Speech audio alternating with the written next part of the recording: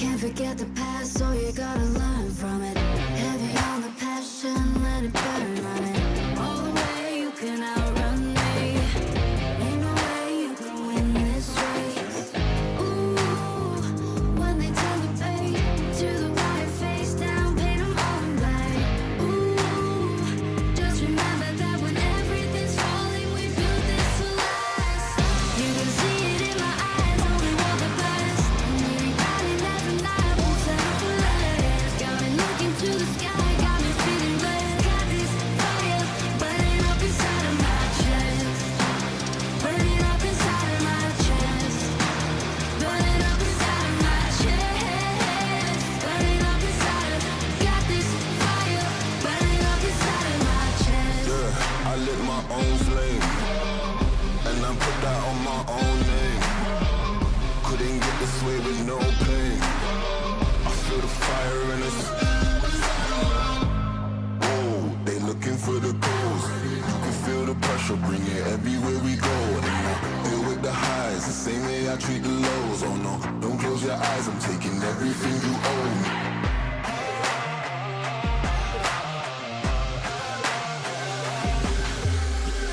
You can see it in my eyes, only want the best. And we riding every night, won't settle for less. Got me looking to the sky, got me feeling blessed. Got this fire burning up inside of my chest. Burning up inside of my chest. Burning up inside of my chest. Burning up inside of. Got this fire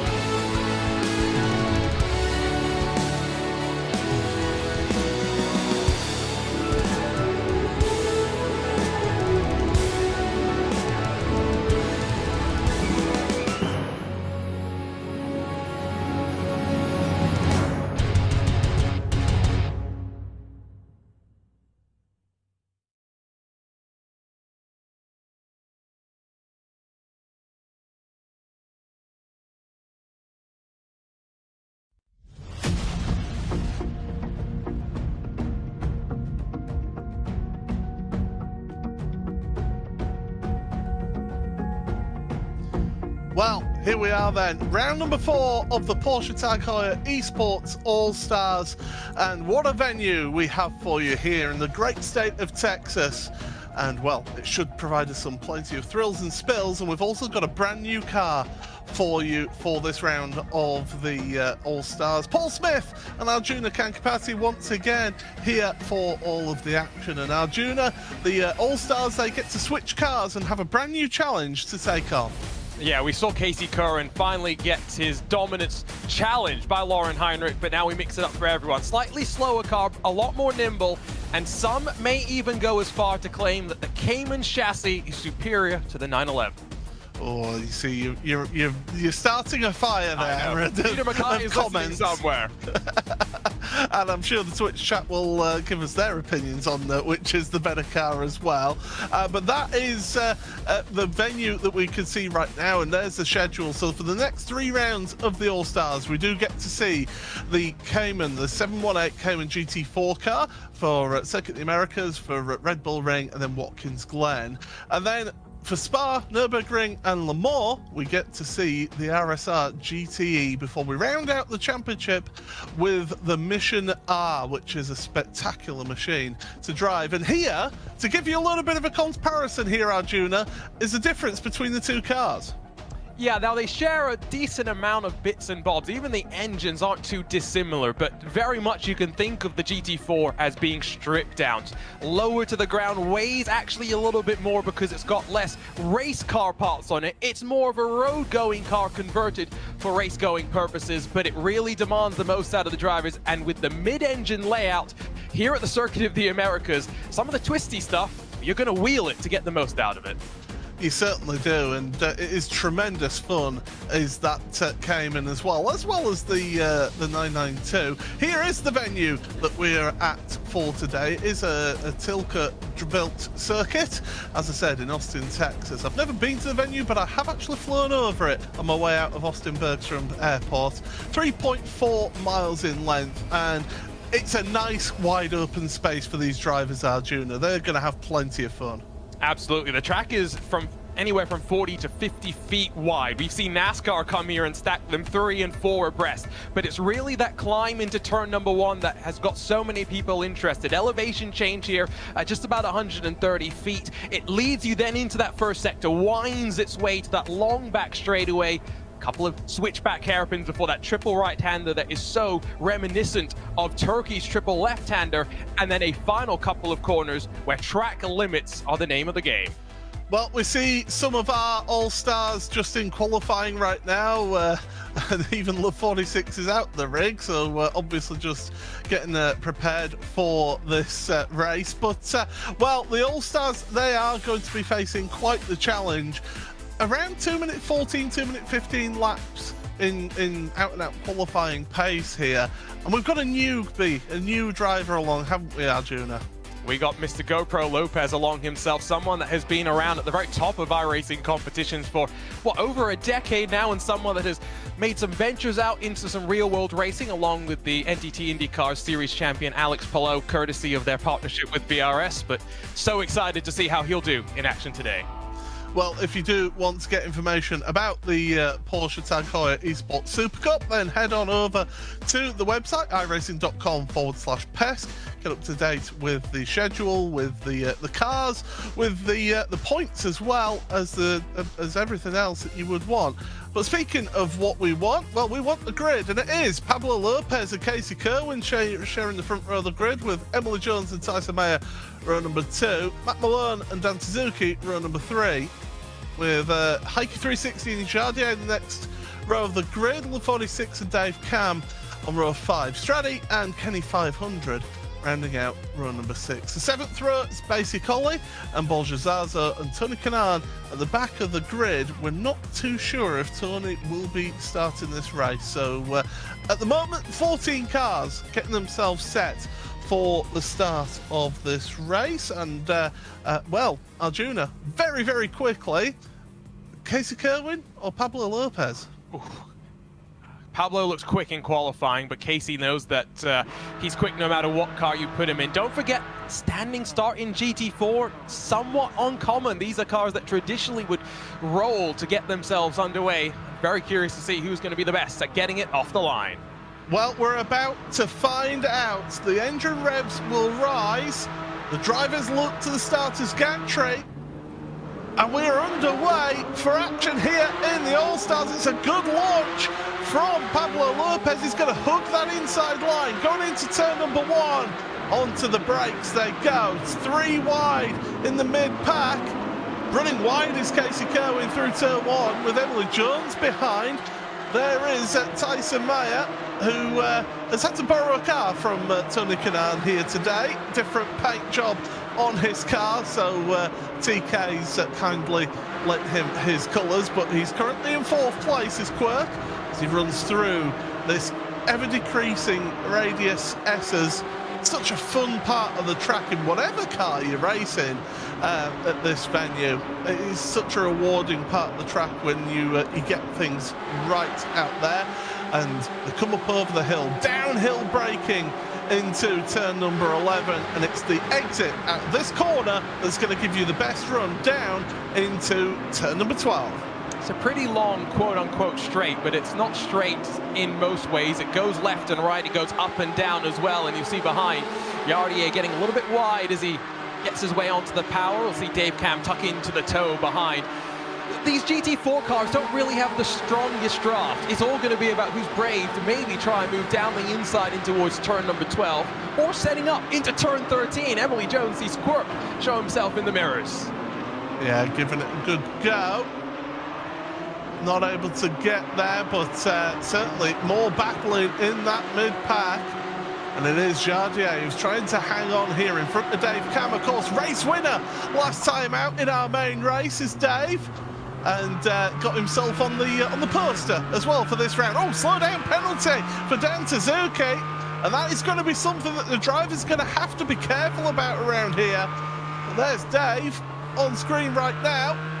Oh, just having the back end go out on him a little bit. Remember, opening lap of the race, you've got cold tyres to contend with as they're going through. But yeah, Dave right now doing a solid job in 7th place. Oh no, he's got a car on the inside. And that is the 23 of Heike 360. But Cam gets a good run out of the corner. They're side by side going up towards turn 1. And well, wearing the... I wouldn't call that a Stetson, but definitely into the corner there is Heike 360 into turn 1 and gets the place over Dan. Yeah, the Sheriff has grabbed 7th position for the time being. I tell you what, Dave was having to be so careful through the final sector because Heike was there and squeezing his way on through, and now through the S's, just see the line. Dave slightly compromised initially, and it's allowed Heike to build a little bit more of a separation. All of the fighting that these guys have had, along with a bit of a mistake from Yardier, has dropped them behind the top 5 that have started to break away. But as Dan Suzuki squeezes his way past Dave Cam, 3 cars looking very close at the front. And you can see how that compromises Dave out of the corner then through turn 9 downhill, and it's just dropping him down the order because Strade has made it through. Hey. And he is Jardier, and he's got the hat on as well, so everybody is really getting into the spirit of things here with this round here in Texas. They say everything's bigger in Texas. Well, certainly when I was out there in 2016, my meal sizes were certainly bigger than I'm used to, that's for sure.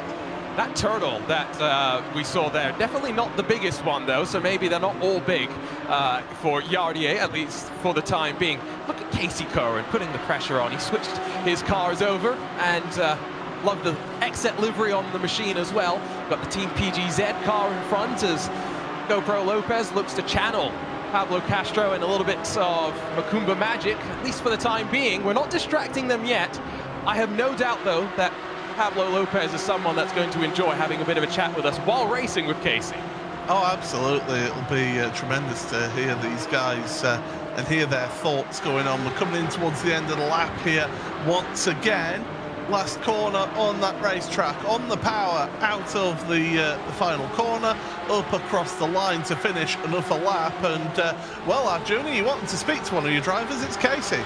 Well, disturbing Casey Kerwin early here at Texas, but how are you enjoying the GT4 car, Casey? How does it compare with the car that we gave up a couple of weeks ago?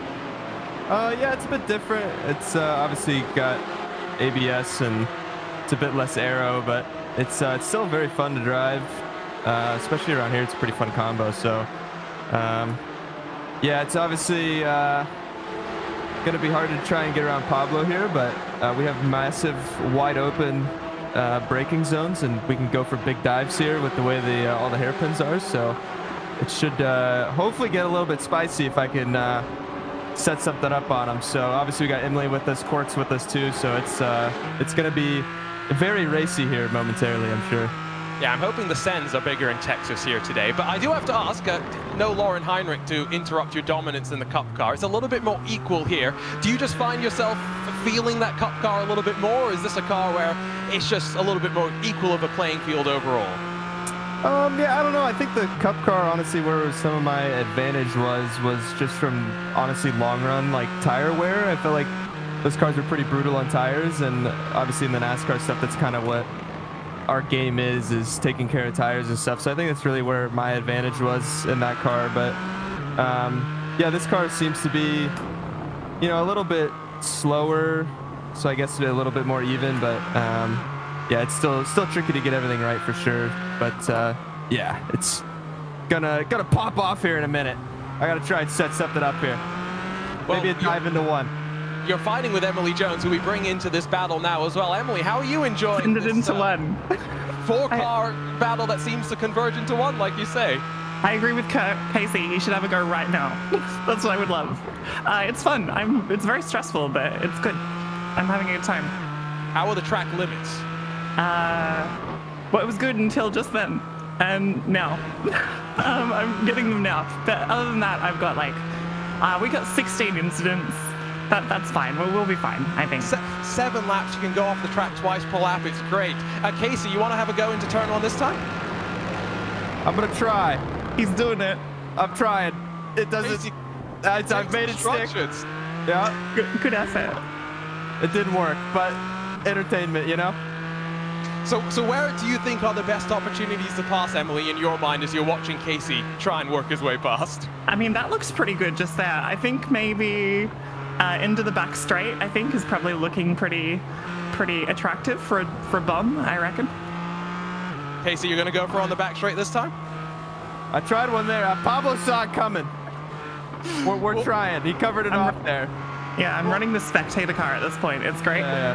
We got a great camera view with you, Emily. We'll leave you guys be because I think we need to try and disturb Pablo at some point now, because Casey clearly never blinks under the pressure, Paul. We've got to see how Pablo does.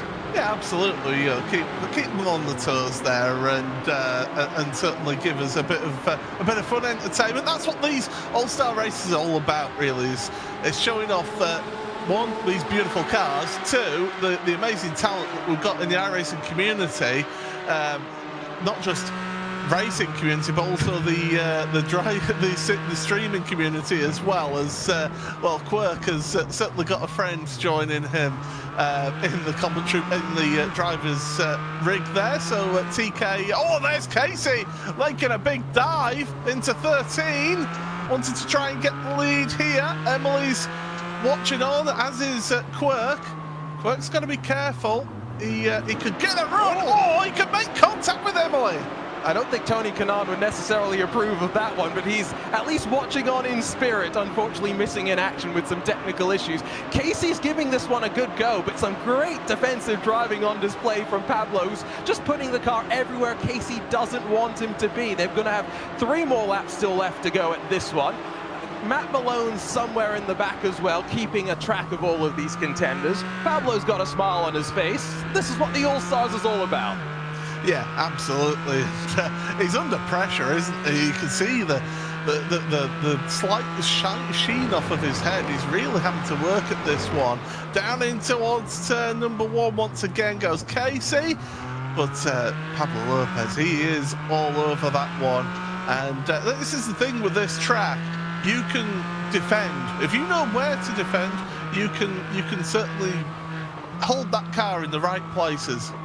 Let's not forget that we'll fully invert the grid for the 12-lap race that we have coming up after this. Slightly lengthier, so it's going to be interesting to see exactly how that's going to play out. Of course, these drivers have to carve their way up through a field of contenders behind who have continued to battle and really not lost too much ground to those at the front. All things considered, Dan Suzuki still behind Heike 360, Basic Ollie and Porsche Zazo. I do think, though, you know, Porsche needs to make a requirement for all of our all-stars moving forward that every week we need something in theme for the track that we go racing at. Yeah, absolutely.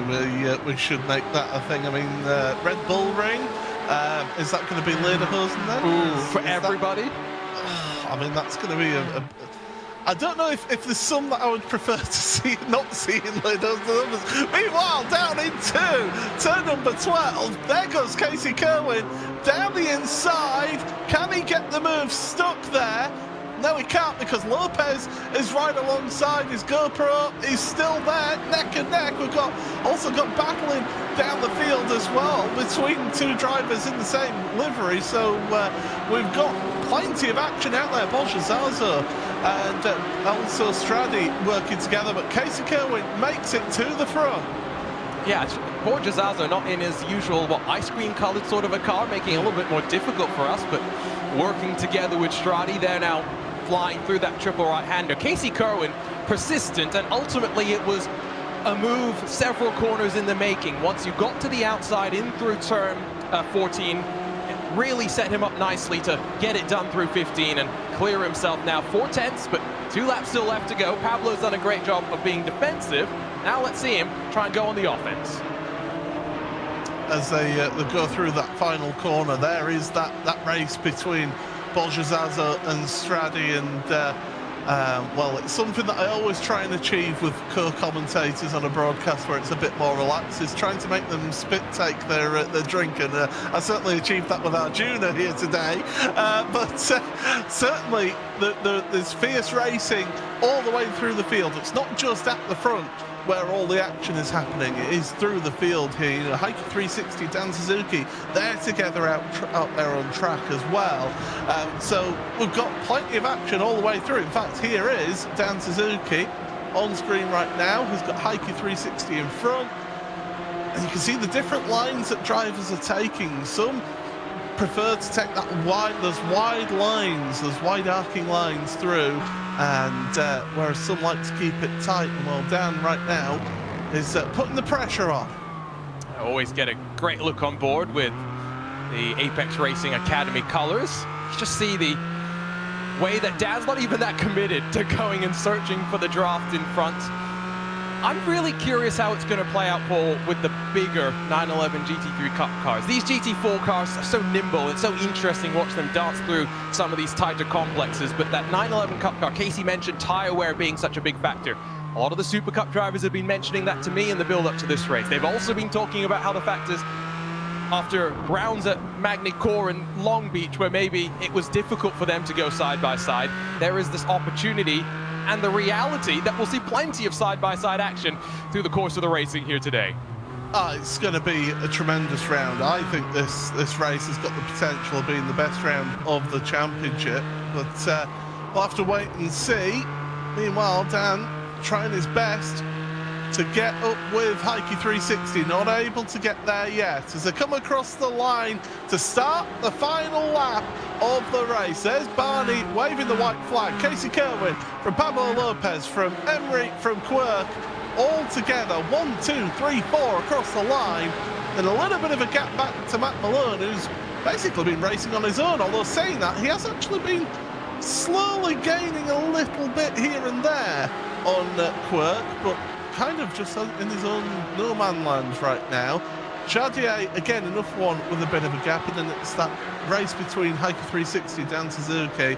Basic Ollie, he's out there just calmly just going about his business. And then Zazo Stradi with Dave Cam joining the party in that one as well. But Pablo Lopez, I think, is not really able to contend with Casey Kerwin's pace here. I wonder if tire wear is still more of a factor than Casey was maybe saying, saying that that's where he thought he was finding more speed in the 911 Cup car. But even at a track like this, when it's so important to feather the throttle at times and get onto it early, maybe that's a bit of a factor. And again, remember, add 5 laps for the fully inverted race that we've got coming up after this one. We'll see plenty of battling for effectively positions in that next race as well. But let's not forget one man in particular, Dave Cam, who really thrilled us at Long Beach last time out, who will be starting near the front of that 12-lap race. Oh, I tell you what, that race for 10th place is heating up in the bottom right-hand corner of your screen there, as they're going almost 3 wide down the back straight, almost rubbing door panels as they're going into turn number 12. Onto the brakes it goes. Your leaders are coming through the complex. Dave Cam moves up a position but then loses it, runs wide. They're trying their best to fight each other. Zaza and Stradi together out there as well, and more rubbing of paint between the two teammates. Into the braking once again, but up at the front, Casey Kerwin is going to come through the final couple of corners. He's got a nice, healthy 1 second gap between himself and Pablo Lopez through the final corner. Casey Kerwin is going to be the winner here in the sprint race of round number 4 of the Porsche Tag Heuer eSports All-Stars. Still racing going on here for 10th place as well. And can Borjazazo hang on to this one? Oh, there's moves further back a little bit as well, because Love 46 and Kenny 500 were battling away. Across the line they're going. It is Borjazazo who does finish ahead of the rest of them. That was an exciting end to the race there. There is your results then. Casey Kerwin ahead of Pablo Lopez with Emily Jones in 3rd place. Then it's Quirk, Matt Malone, Jardier, Haiku 360, Dan Suzuki, Basie Colley and Borjazazo. Stradi Dave Cam with Love 46 and Kenny 500 round out your 14 starters here today. So that is the sprint race of the Porsche Tag Heuer eSports Supercup All-Stars, and well, we had plenty of action out there on track, Arjuna. Yeah, it was a good standing start there from GoPro Lopez to lead them up the hill behind. Dan Suzuki had to check up just to avoid running into the back of some of those in front. We filtered down the back straightaway. It was Dave Cam, the most aggressive on the opening lap. Yardier giving him just enough room, and indeed it was that battle for about 10th or so that really proved to be the most intriguing.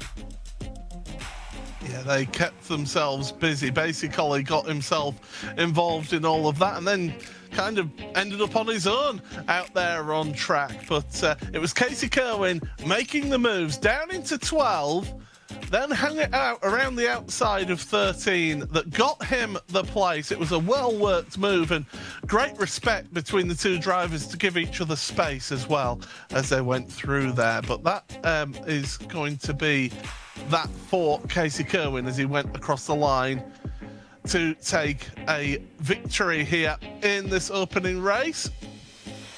And we'll be getting ourselves set for the main race here in the All-Stars. Paul Smith, Arjuna Kankipati here for you today on commentary. And well, we are getting ourselves set for the second race, the main race of this one. So TK, he won't be taking the start. Unfortunately, he's having a few technical problems. That means Kenny 500 is going to have the front row all to himself. Love 46 and Dave Cam with Stradi and Borjazazo. And it's Basie Colley, Dan Suzuki with Haiku 360, Jardier, Matt Malone and Quirk. And then your podium sitters, Emery, Pablo Lopez and Casey Kerwin, starting all the way at the back of the grid.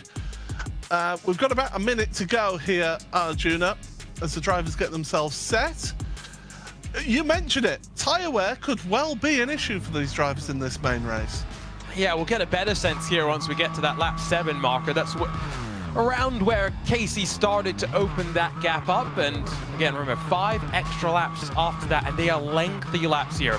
Over 2 minutes and 10 seconds, so adding about 10 more minutes of racing. If you've really heated up those Michelin tires, you're in for a bit of a struggle, and you've got to try and be as calm as you can through the course of the middle part of this race.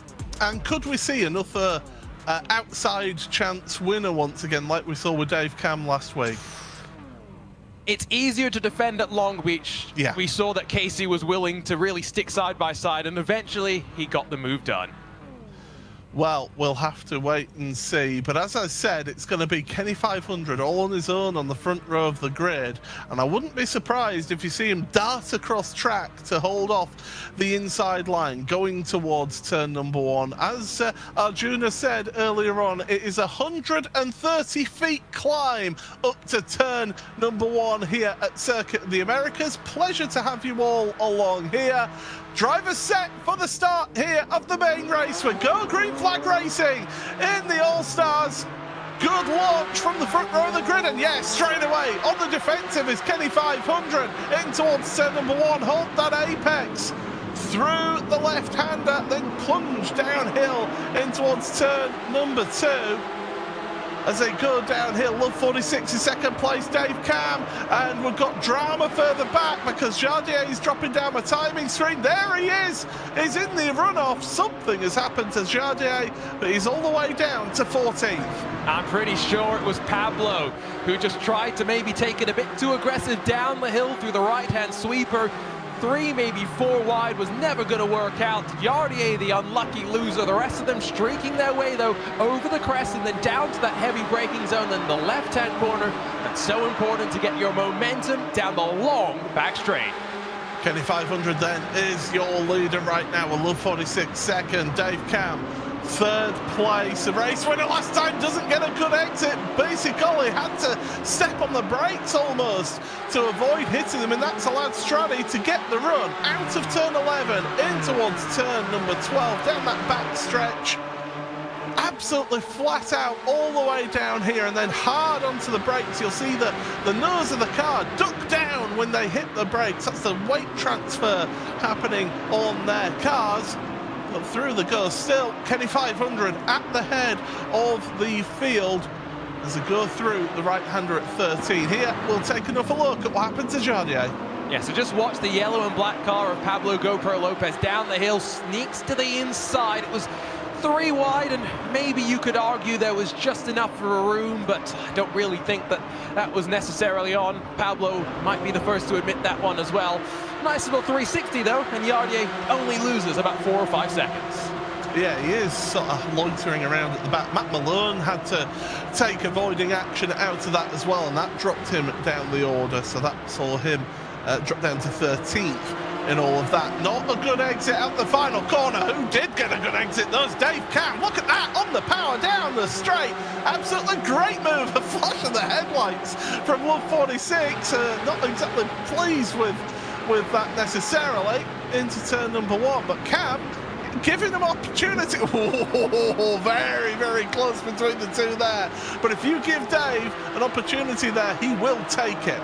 So I wonder if there was a bit of contact. Oh! As Basic Ollie, I think, has turned Stradi around. Second consecutive lap drama in that first sector. And now, in the middle of the track, Borges Zazo, I think, gets involved. Matt Malone on the anchors to avoid running into them. Rule number 1, when you're in an incident, hold your brakes. And I don't think they followed rule number 1. Well, Basic Ollie has had to take a tour back to pit road. So that's going to say goodbye to any chances of getting a result here in this main race. But it's the S's that have given us all of the drama here, Arjuna. And, well, somebody who's been involved in the drama, Arjuna, take it away with Dave Cam.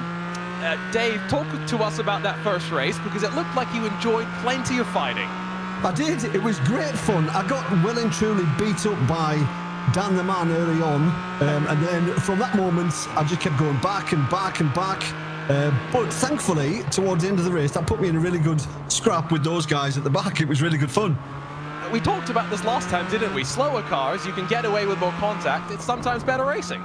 Definitely. The draft isn't as strong here as I thought it would be, but it's still pretty strong. But good fun. In terms of the track itself, though, it's divisive. What's your opinion on the Circuit of the Americas? It is. I didn't used to like it. I really didn't like it. But when you get it, it's actually got a really nice flow. You just need to watch for those off tracks and sideways at moments. You just need to watch for the off tracks because they can creep up on you real quick. That was a bit of drifting there. Good car Yeah, control, and thanks. still having to save it. So tyres clearly not a worry. Not really, no. They do, when they go really quick. Got But, but they're not too bad around here. As long as you keep the momentum and keep it nice and smooth, they're fine. So you said the draft wasn't that strong. Curious to see how that plays out. Thanks for chatting with us as always, Dave. Good to Thank you, talk guys. again. Cheers, thank you. We disturb yet another one of the drivers, and poor guy, I think, missed his apex into turn number 1 as well. Yeah, he certainly did, but he's got GoPro Lopez right behind him now for company because Pablo has been on a mission to try and get ahead. He got ahead of Dan Suzuki on the start and finish straight. So, yeah, some real moves being made. Let's have a look at what happened through the SS last time out then. So this is what happened with Borja Zazo, with Stradi as well. And it is, look to the inside, there's Basie Colin, just the slightest of contact. Around they go, cars go way out of way, and then it's just tagging GoPro Lopez. Lopez is actually very lucky not to end up with serious incident himself. And I said Matt Malone did a good job to get on the anchor as well. He did a good job of running the front end of that car into the other cars. It's a good thing that the engine rather, is in the middle of that car. But we talk now with another driver, Paul. You're standing by with Love 46. We certainly do. And well, how are you finding things? Second place right now, but you have got Dave Cam and Pablo Lopez battling behind you. Yeah, things are good. We're still fighting. I'm just trying to pull away from them while they're fighting.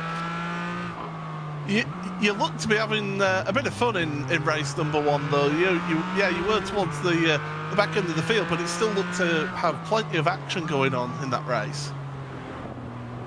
Yeah, that's not so easy combo to do with GT4. I'm not a professional with these cars, but we're keeping our pace.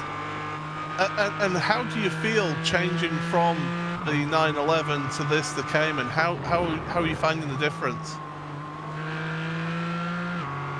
Oh, 911 is easier to drive for me, as that's more familiar car.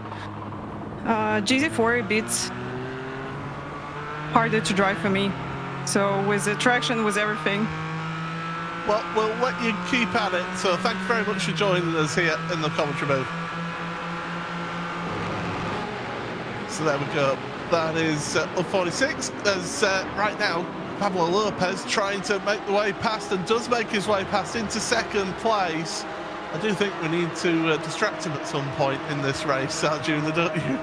Yes, absolutely. I was just nodding my head in fervent agreement, because he's up to second, has left Casey Curran about a second and a half further back with 2 more cars to pass, and GoPro Lopez now setting his sights forward on Kenny 500.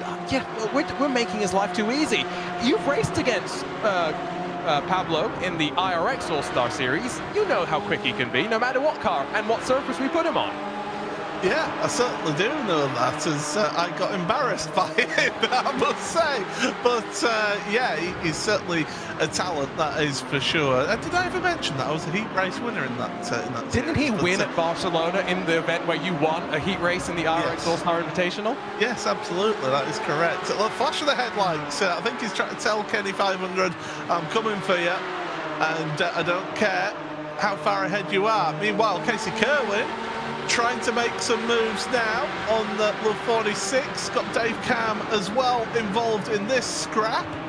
Onto the brakes, and a little bit of a love tap, a little bit of Morse code getting sent by Casey towards Dave Cam. Love 46 to the outside, and Casey's going to try and hug that inside line, get the place, does that, and so moves up a place into 4th place with Dave Cam. Right in front of him is Casey. He is focused forward. He wants to move past and to try and hang on to the back of Casey, of Pablo Lopez. I do notice Love 46 is dropping down the order as well, but Arjuna, you're taking it away with our newcomer to the series. Yeah, we've let you have it too easy, Pablo. We haven't distracted you yet, and so it's time that we talk to you. How are you doing? Big smile on your face. It's great to have you be a part of our Porsche All-Stars. Yeah, really proud to be here, to be honest. Thank you for the invites, and let's see if we can get big one. been spending a decent amount of time in the US. I saw that you were over at St. Petersburg a couple of weeks ago with the fine guys over at VRS. What's the winter been like for you? I saw you got to go and do a bit more dirt racing in the real world once again. Yeah, I did win my first race also in the dirt. And it was a dream come true, to be honest, after all these years in the simulator. And I'm trying to get more budget for this year, but it's difficult though. I like the sound of that. More budget, please. I want to see more of you in the real world. I do have to ask, you've been on iRacing for so long, you've been at the top level of iRacing for so long. What was do you remember your first iRacing memory, the first iRacing race that you ever did? I think the first race was in the solstice in Laguna Seca, and actually I did so many lockups that I had a flat tire. We all start somewhere at the end of the day. I mean, you like all types of cars. I've seen you race in everything. GT4s now, we'll see you in the RSRs hopefully in a couple of races time as well. Which one do you like the most? The RSR is epic. You like the sound? Yeah. All right, we'll let you go and continue chasing down Kenny 500. We've distracted you for long enough. Go and get him. So Thank you. GoPro Lopez, as always, Paul, good sport, and being willing to talk with us, even though you could tell he's focused. Yeah, he is focused. He was a bit out of breath as well, wasn't he? He's working hard at this one. There's Casey Kerwin trying to go around the outside of Dave Cam. Oh, and he's going to have it nicely on the inside for that triple apex right-hander. Nicely done, but Dave Cam is trying to hold it around the outside. Can he get it? No, he can't. So Kerwin is up now to third place. And certainly Casey is on a charge now, trying to catch up to the front of them. Here's a look back now. Something's happened to Quirk. This is into turn number 1. There's Emily Jones making a move. Quirk thought, oh, I can make a move. No, you can't. Dan Suzuki said, not on my watch. You said something happened to Quirk. I say Quirk did something to himself. If we're being a little bit more accurate, they're going for a move that maybe was never truly on. We're getting to about the halfway mark of this race. Still one more lap to go. I'm, again, very curious how the tires must be feeling. And now I regret that I didn't ask Pablo about that, because I would have been very curious to know what he was feeling at the end of the first race. Casey Kerwin, what, 2-3 seconds back from GoPro Lopez with 7 laps to go. Casey's going to be able to close that gap down, in my opinion. Is he going to have enough time? Because, as the great Murray Walker always used to say, it's one thing to catch, it's another to pass. I mean that's not the exact word of Murray Walker quote. Catching is one thing, passing is quite another. I'm sorry, I grew up on Murray Walker, so, you know, it's a man very close to my heart, and it's 2 years since we lost the great Murray Walker, so anyway, and Love 46, the internet has switched off. Oh. That's why we've lost Love 46. So it was great that we did get to speak to her before that technical issue happened as well. Pablo Lopez makes it to the front. Yeah, nice and easy as well.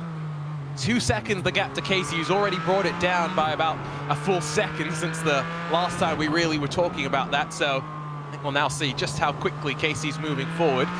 Casey, someone that, you know, he'll have his racing driver excuses. I say racing driver excuses. Maybe it's more logical when Casey Kerwin gives us a reason for why maybe he's not as dominant as he was in the Cup car, but always finds a way to be fast. It's not fair. Yeah, it's more of a raw racing car, isn't it, the Cup car, rather than this. This is very much a what they would call in the old school sort of gentleman racers car is this, the GT4. A bit more forgiveness in it. You've got the ABS, you've got traction control as well. So yeah, you've got those aids and assistance to you to be able to work that and to help you out with this one. But Arjuna, you've got the pleasure of speaking to Dan Suzuki. Dan Suzuki, who's not crashed out and in the wall this time out, which is an improvement from Long Beach, isn't it? I know, right? It's, yeah, I'm very surprised. How are you enjoying the Circuit of the Americas? We've seen you be involved in battles basically through the entirety of the racing so far. Oh yeah, I mean, the track is very challenging. You know, I'm not very good at it, so I tend to blame the track, but it's actually cool. So far it was very nice. Yeah, I mean, I had 71 off tracks in the practice session. But apart from that, it's all good. 71, that's not bad. Yeah, I try to top the charts at least somewhere, you know. I like it. I'm told that you have some sort of charity donation fundraiser going on today. Tell us a little bit more about that. Oh yeah, that's actually an 8-hour race hosted by a friend, and we are collecting some money for kids that unfortunately got cancer, and it's kind of like a German version of the St. Jude thing. And yeah, so far it's looking pretty cool, pretty good. A lot of money collected, and the race was fun, and yeah.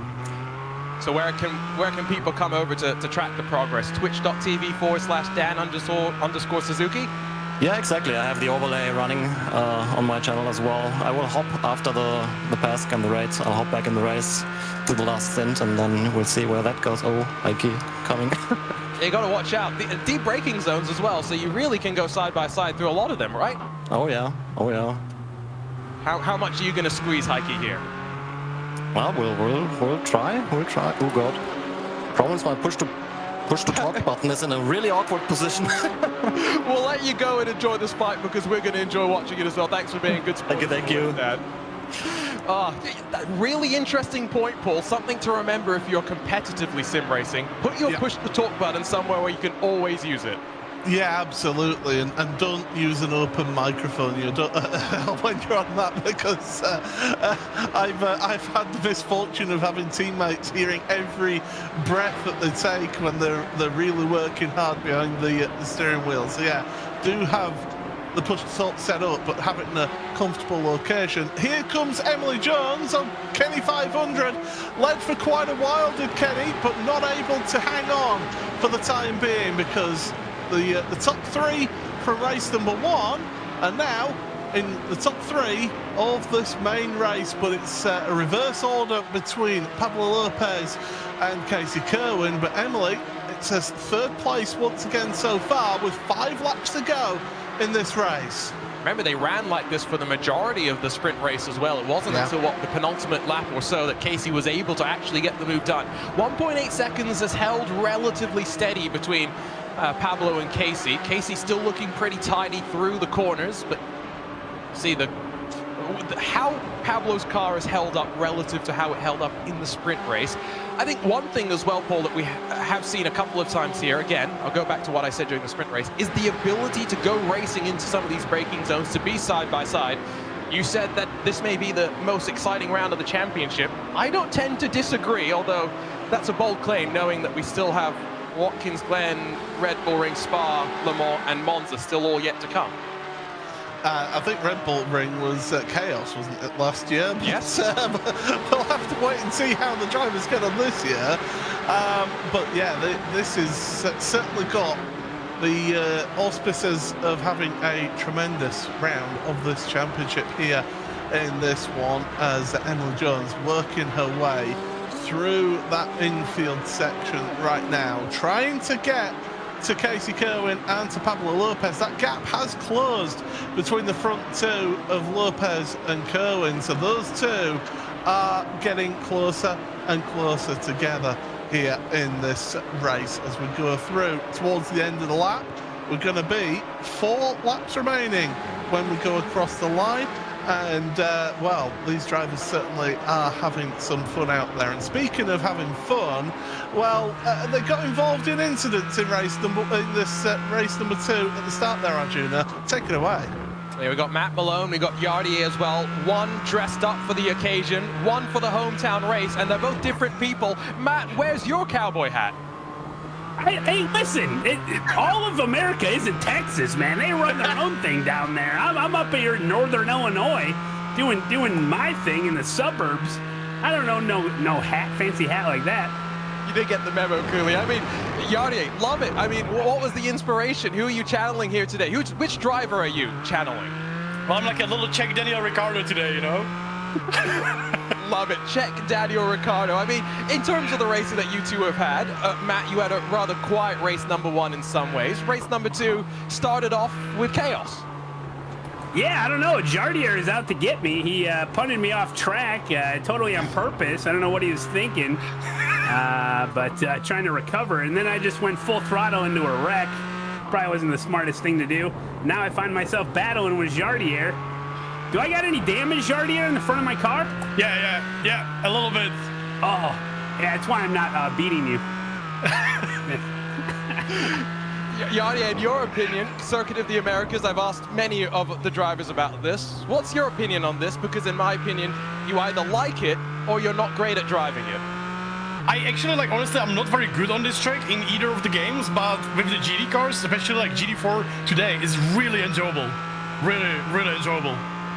You're someone that likes GT3 cars. Explain the difference to those watching with this GT4 baby brother. Oh wait, this is like more like a normal street car, you know, like compared to the GT3, which is much more aero and so on, much more power as well. So GT4 is like more like a road car with, you know, like a roll bar and everything. So it's very similar to the normal Porsche Cayman. But because of the less aero, the car you can work with it so much in the corners, you know. It's like a little touring car, and I love it for a racing like this. Matt, in terms of track limits, how are we doing so far in this one? Oh boy, what am I at? 16x. I like to maximize it. Last race I finished with 18x. I mean, if they're gonna give them to me, I'm gonna use them. There we go, maximizing the track limits if they're given to you. Sounds like you'd enjoy some of the racing we've had here. Enjoy the rest of the race, guys. Thanks for jumping on with us once again. Thank you, guys. I'm coming for you, Jardier. No, we do. That's the same thing. The best part, Paul, is when I can just zip it and let them go back and forth. Oh, absolutely. They're the best. You just let them go at it. Absolutely. They can do all the commentary for us in these all-star races. It's fine. I will say that Matt Malone was channeling his representing his nation with his moustache, I feel. It is a very, very, very good moustache. Meanwhile, at the front, Casey Kerwin, you've been saying, Arjuna, throughout this race, tyre wear, wondering how Pablo Lopez would get on in this longer race. Well, Casey is coming to get him. Question will be, where will he get it done, and will it be the same as what we saw before? Remember, it was at the end of the back straightaway, the run out of 11 into 12, winding through 13, 14, and then finally cleared into 15. It took a while for Katie to get it done. It took 3 laps for him to actually be able to find the right opportunity as well. Got 3 laps to get it done. Pablo's going to be, I think, a little bit more physical in the defense, and you said it last time. He looks like he's working hard.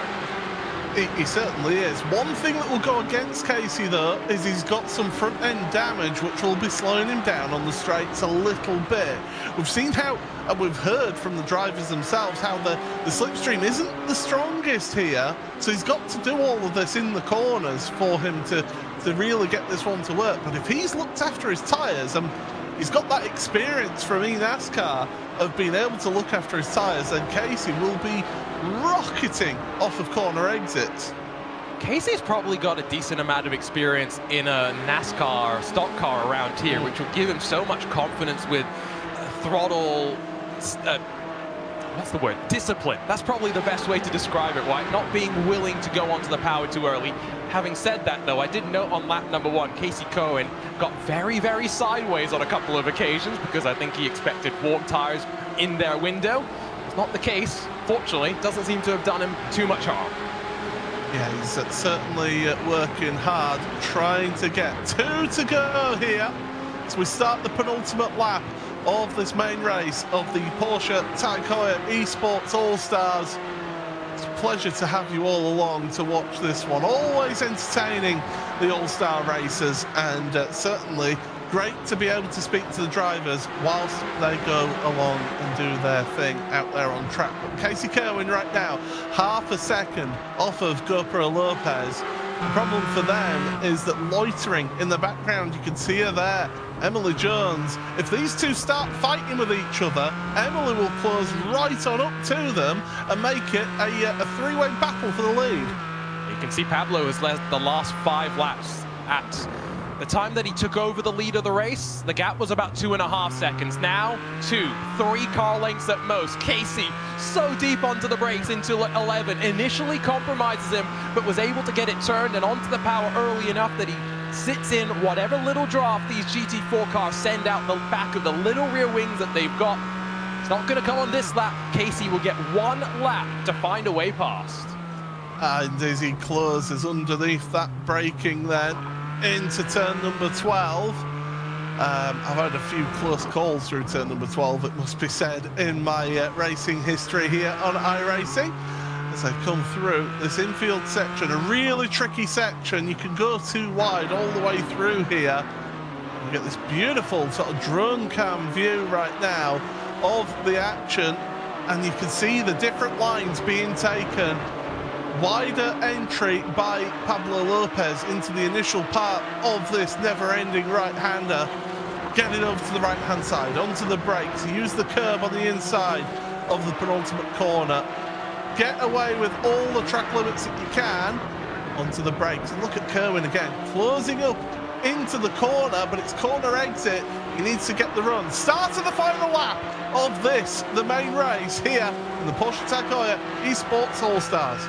Surely this is one opportunity. Use gravity to help you out, but Lopez shuts the door on Kerwin, who gives a bit of a bump to the Team PG's Ed car. Just a reminder that he's there and lurking, dancing down through the S's. It's all just going to be about keeping the tires as cool as possible if you're Casey Kerwin, and keeping as close as you can to set up the opportunity out of 11 and into 12. Once again, it was interesting noting the lines that Pablo was taking.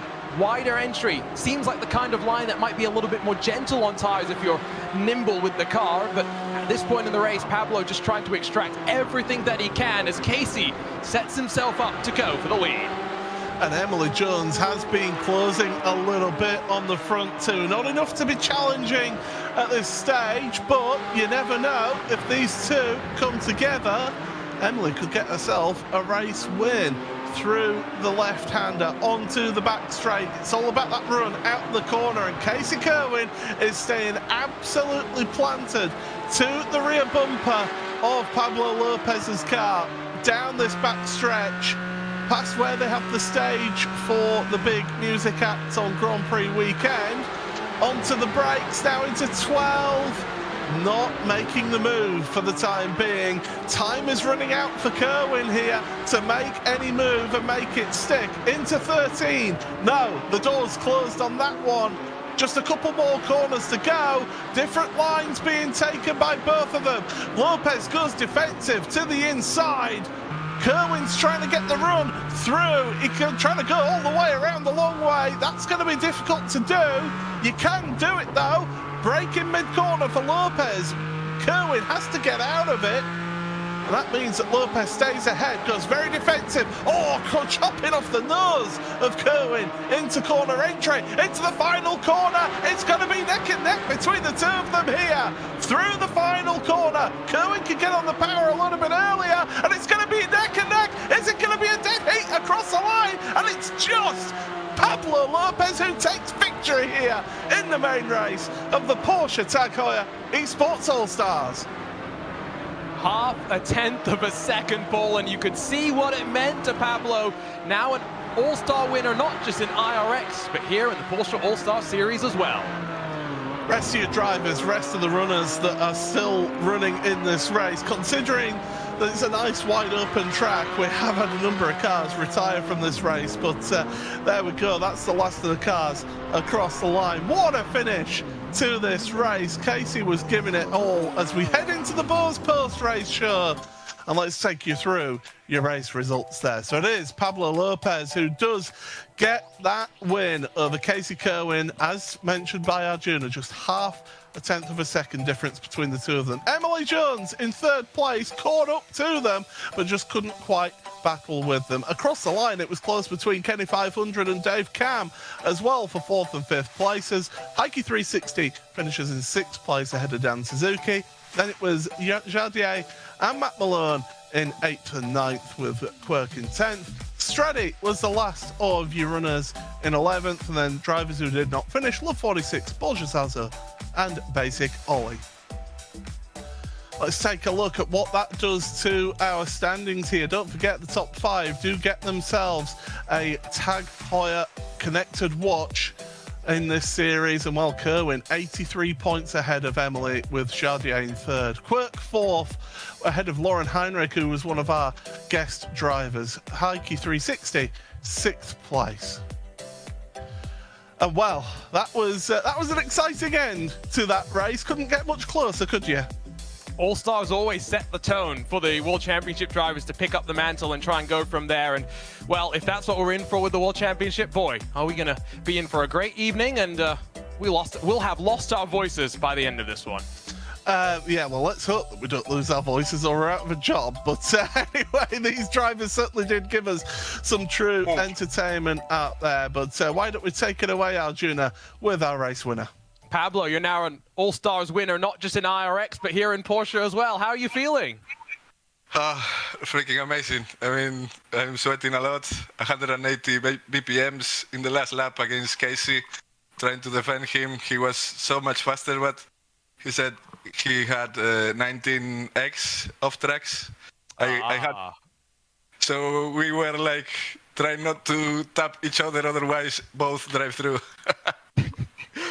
You're someone that, like we said, you've raced in the real world in dirt, you've gone in the air, you've been jumping, all of that stuff. It looks like you've been through the most physical experience of your life. I mean, the races are virtual, but the experience are real, man. I can tell you. This was amazing, and I am sweating a lot there. Well, you did well here at the Circuit of the Americas, and now we go over to the Red Bull Ring next time out. How do you feel that these GT4 cars are going to race over there? Even closer than here, because this track has so many corners and a driver can make a difference, but in Red Bull Ring will be more than draft fests, and it will be more difficult to pass, I think. Well, amazing job, Pablo. Love to see you in the series and can't wait to see you at the Red Bull Ring. We'll go over, though, to Casey Kerwin, who tried. Unfortunately, Casey ran out of incidents, I think is the best way to put it. Yeah, it was, we had to be a little cautious there. I couldn't resist, apparently, going through the field, just running into people at Apex and getting 4Xs. So I was at like 15X there when I got to Pablo, and then up into T1 there in the last lap, I had 4X'd him. And then apparently we were both at 19. So yeah, I was trying to still battle and go for it, but obviously I didn't want the battle in on an off track though. So, but, you know, if we got a little argy-bargy still and it ended that way, it would have at least been entertaining. But yeah, it was a fun race. Both races were really, really fun. Coda's a great track. I'm a big fan of it. Obviously, it's one of the road courses that we do on the NASCAR side. So I know it pretty well. But yeah, another super fun race and good fun with Pablo, and almost had two, but we'll take one in a good battle. Well, we'll see you at the Red Bull Ring, and we'll grab Emily Jones for a quick chat before we run on over to the World Championship. Double podium, Emily, able to carve your way up through the field. Must have been feeling pretty happy with today. Yeah, it was good. For some reason, I'm better at this car than the Cup car, so definitely a lot better than the first 3 rounds. So yeah, good. Bodes well for the Red Bull Ring and then Watkins Glen as well. Congratulations on the double podium. We'll see you next time out in the Styrian Mountains. Thanks. Great to chat with all of our podium, Paul, but our All-Stars getting ready to set us up for the World Championship drivers. Yeah, absolutely. Don't forget that next time out, the All-Stars will be racing at the Red Bull Ring, so make sure you join us for that. But at the end of this Buzz post-race show, we will be heading into the Porsche Tag Heuer eSports Supercup, round number 4 around Circuit of the Americas, so make sure you stick around for that one right after these few messages. Hanging low while I pop a bottle off of your chain swinging, clang clang, and it costs a lot. I'm always at the guala, yeah, and you are not bad. Keep on going till you hit the spot. Whoa. Whoa, I'm a big bag hunter with the bow.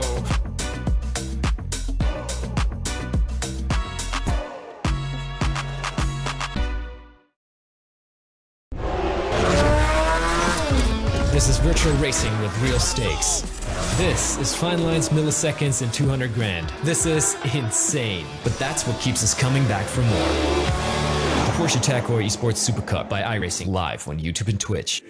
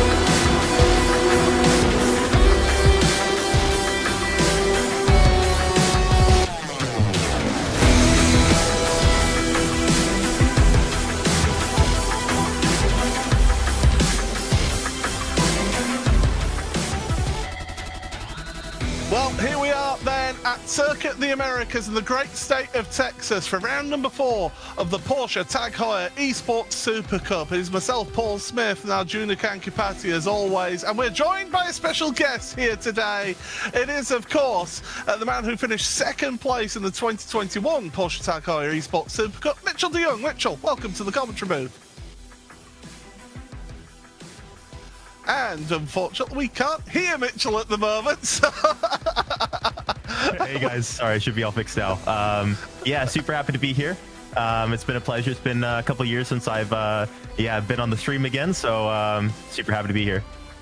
Well, it's not a live broadcast unless you have some sort of technical problems happen here. But, you know, these drivers going into this race, whenever it's a brand new track, you know, how hard is it for these drivers to practice for this, not really having any match for previous years?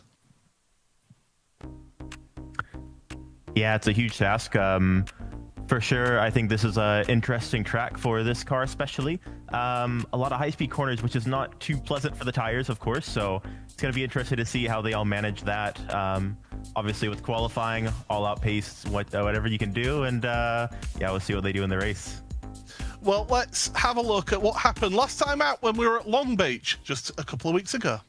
It is Long Beach, it's California, it's 11 turns, and it is hard work.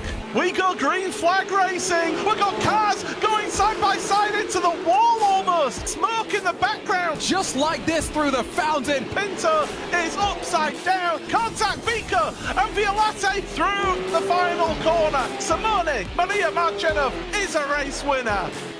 The reds rise, the green flag is out, and away we go. There's a car out of control. Oh, it's a VRS car, and this is exactly what you, the audience, voted for in the track. Oh, there's Zach Campbell. It is. He's into the wall. Now Vecchio goes around at the fountain. What on earth is happening out there? There's no two ways about it. There's some pretty ridiculous stuff going on right now. But it's going to be Sebastian Job. Look what it means to the young Englishman.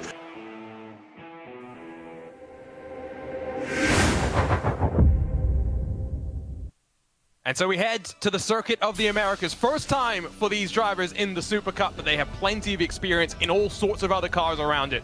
Just under 3.5 miles in length, 20 winding turns. Mitchell mentioned high speed, some slow speed as well. Tire management, especially in the feature, going to come into play. And let's not forget, 130 feet, the climb up into turn number 1, maybe the most inviting of the passing opportunities, Paul. It certainly is. It's the one that all the drivers will be eyeing up into that turn number 1. We saw some moves as well down through 12 and 13 in the All-Stars. It'll be intriguing to see whether these drivers can do that out there today. So yeah, these drivers, a real challenge around here, a completely different challenge compared to Long Beach, where it's all 90-degree turns, and it's the adaptability, Mitchell, that these drivers have got to show week on week here in this championship, isn't it? Certainly. I think if you look at all the different tracks, they've been all quite different. But yeah, it's going to be an interesting one to see how they get on here. I think this is the first time with this car at this track in the series, so be interesting one. I think the draft will come into play pretty big, which, you know, of course will aid for some exciting racing.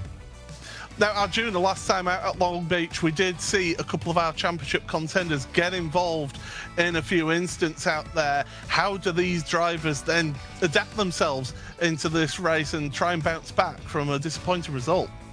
Well, Diogo Pinto, Zach Campbell, I think two of the notable names that really suffered with incidents at Long Beach. And I think the one thing to remember is all the drivers were already frustrated going into that round. They weren't excited about it. The fans had voted for it, and the drivers knew they just had to deal with it. Zach Campbell told me he expected that to be the worst round of the championship. The problem is, you roll on 2 weeks after that, Zach Campbell has been sick as a dog since Tuesday. Says he's jumped into the car for about 3 hours since Wednesday or so. He's not practiced. He's not feeling that great. You got to just saddle up and go again. That's the beauty of all sorts of motorsports, whether it's real or virtual. Well, if only we had somebody in this room, in the commentary booth, who has a bit of a knowledge about that VRS Commander team. I mean, Mitchell, that is where a team does come into play. When one of your drivers isn't feeling that great and can't put the time in, as we have a look at how things go in terms of our qualifying here. How important is it that the team then rallies around that driver and helps support him, get him up to speed? Yeah, exactly like you said. It's, you know, that's what a team is for. Got to pick up the pieces. Of course, it's a huge effort to prepare for these races. And when you lose one of your legs to prepare for these, it makes it so difficult. So that is absolutely the worst case for Zach to have that on race week. I've had the feeling before, and it's just the worst. But, you know, he's got some great teammates, so we'll see what they can do.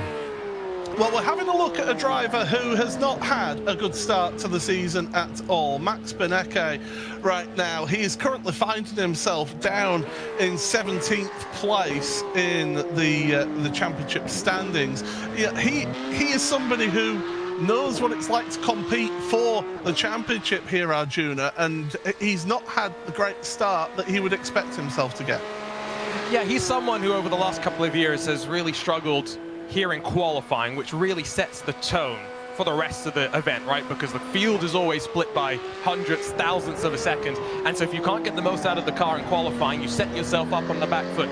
Benecke is also in this interesting place where through the rest of this campaign, he's going to have other distractions in the mouse camp, along with the likes of Patrick Holtzman, Yuri Kastel, Moritz Lohner.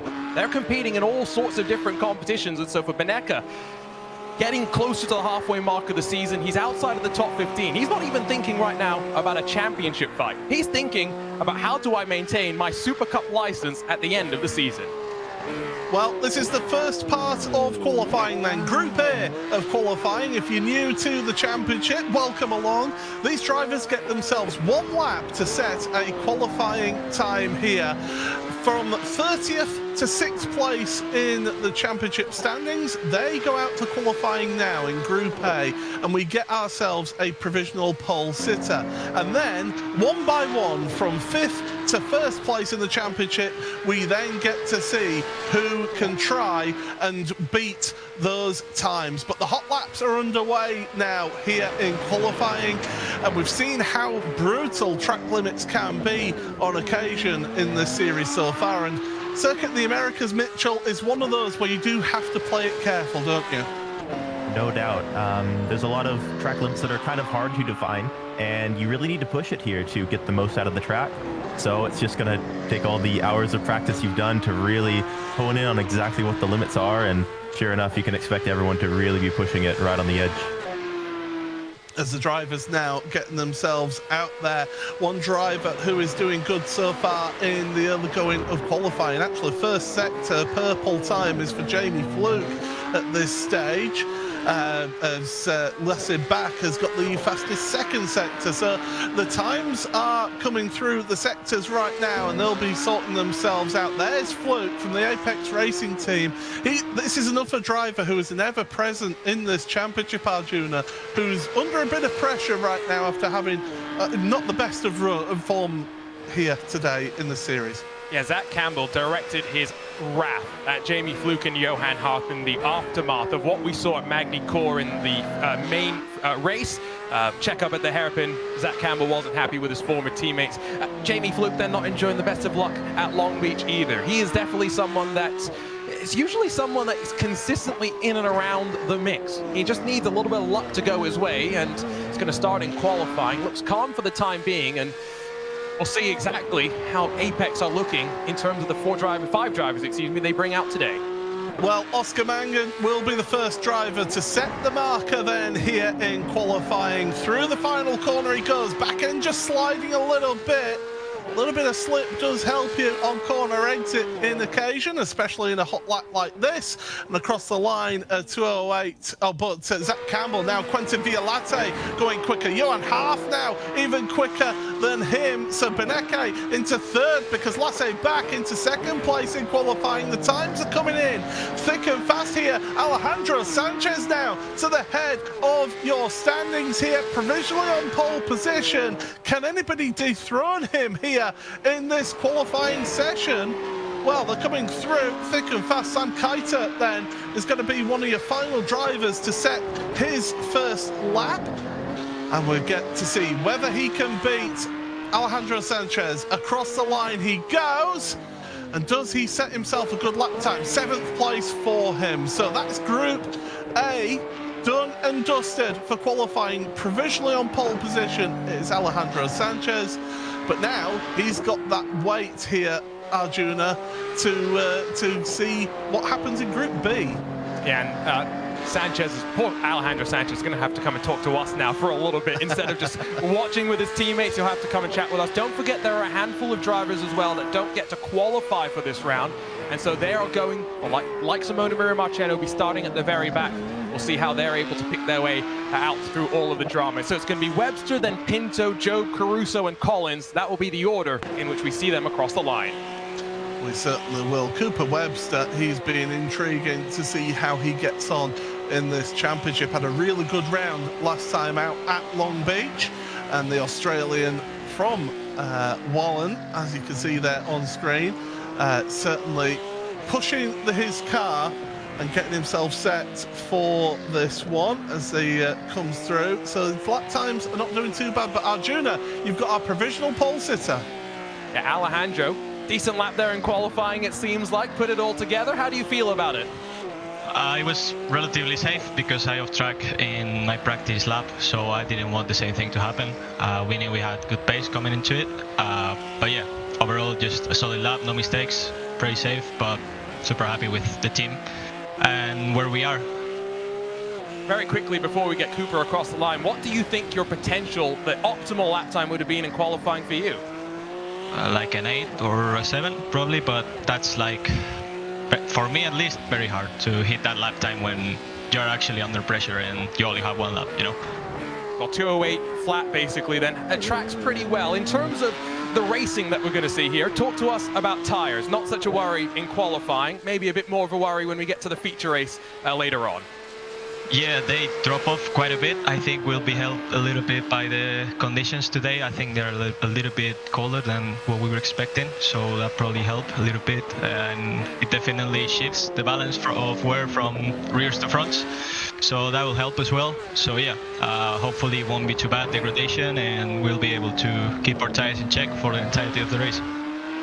Talk about your season very quickly, sitting inside of the top 10 in points. How are you feeling with 3 rounds in the books? I feel good, but I didn't have the most luck in the first, well, the first and the third round. I didn't have the biggest of lucks. I got taken out in the feature, which was really unfortunate. So yeah, we'll see. Long season, 6 rounds to go. So yeah, plenty to fight for still. What's the mood like in the Stormforce Racing by Apex Racing team camp? Of course, you guys have 4 drivers in the championship. You, Johan, who's sitting provisionally second, Salva, and then, of course, Jamie Fluke. How are you guys feeling in the championship? We are very motivated to find the best quali pace possible, and we push each other weekly to find the best, like, averages and feature stints and everything we can. We try to find everything, we try everything, and overall, yeah, really good. Really good teamwork and really good, like, I don't know how to say this, like, ambient, you know? I know what you mean, and of course you've got Salva Talons joining you from MSI for this year, which I think must only add to the feeling that you guys have in that team. Diogo Pinto only 7th. We'll now get to see what Sebastian Job can do against your 208.017. He's going to grab 2nd. Your time's still looking good, Alejandro. Yeah, we'll see. Jordan is very fast, and I wouldn't be surprised at all if he takes pole by 2 tenths again. So, yeah, we'll see. Paul, it's looking pretty feisty at the top right now. It is looking extremely close indeed, as Jordan Caruso is going to be the next one to come across the line. So, I mean, Alejandro, you must be... I mean, at least you're looking at a top 3 start. This is very promising for this round of the championship. I don't want to jinx it, but every time I've qualified in the top 5, I've been taken out, so I don't expect anything. No. Well, I I didn't say that, so therefore the commentator's curse doesn't happen on that one. But we're just going to have a look then. Jordan Caruso coming across the line. What is his lap time going to be? It's a fastest final sector, but it's only third place. Sanchez is still currently on pole position provisionally, because this is the last driver who is going to be setting a last one, and that is going to be Charlie Collins here. But Arjuna, it's all about this sector right now, getting the lines and the corners absolutely spot on. Remember what the last 2 rounds of the championship have really set up. Charlie Collins and Jordan Caruso breaking away from the rest of the field that have had struggles. Caruso's third. Collins knows if he can be calm, cool, consistent like we saw with him in his debut campaign in the Porsche eSports Supercup, it's all looking good for him to be at the front, fighting for the championship, winding out of the triple right-hander. What does Collins have in store? Well, let's see then. He's just got 2 more corners to set himself a lap time here. Collins, your championship leader right now. Can he get himself a pole position here in the end? Through the final corner, we'll get to see what the time is as he comes across the line. And what does that do? That puts him 8th place. Alejandro Sanchez, you are on pole position. Yeah, let's go. First pole of my, well, in 5 years in PESC, so I'll take it. Hey, that is a heck of a job there. Thank you so much for joining us here, and all the best for the race. Thank you very much. There we go then. Your Tag Heuer Pole Award winner, Alejandro Sanchez, your 3rd pole position sitter here in the championship, with other than Jordan Caruso and Zach Campbell here this season in the championship. That was one heck of a lap time that Sanchez has set there, Arjuna. But Caruso up in the mix once again. I thought Sebastian Jobe was going to be the one to come in and dominate qualifying this season, but Caruso for Altus Esports leading that team as they continue to look stronger and stronger week on week. So then, that is your drivers who are on pole position this season so far. Sanchez joining that list. But let's take a look at your grid then. It is Sanchez and Jobe on the front row of the grid, with Caruso and Harth on row number 2, Back and Beneke on row number 3. 4th row of the grid for Jamie Fluke and Charlie Collins, with Quentin Biolate and Diogo Pinto, row number 5. The 6th row for Sam Keitel and Salva Talens. Zach Campbell on row number 7 with Cooper Webster, with Julian Sonin and Alessandro Pico on row number 8. Row 9 for Marina Sarica and Ascari Rain. 10th row of the grid for Christopher Dan Bitts, with Matthias Stuckbeck on alongside him. Gustavo Ariel then row number 11 with Thomas Tetela, Oscar Mangan and Bryn Collins down on row number 12. The 13th row is Luca Kita and Alexei Nesov, with Simone, Maria Marcheno, Gianni Vecchio, Kevin Nielsen and Bobby Zelensky all starting from the back of the grid. Mitchell, we've got you here in the commentary booth. What are these drivers going through now, getting themselves prepared for the start?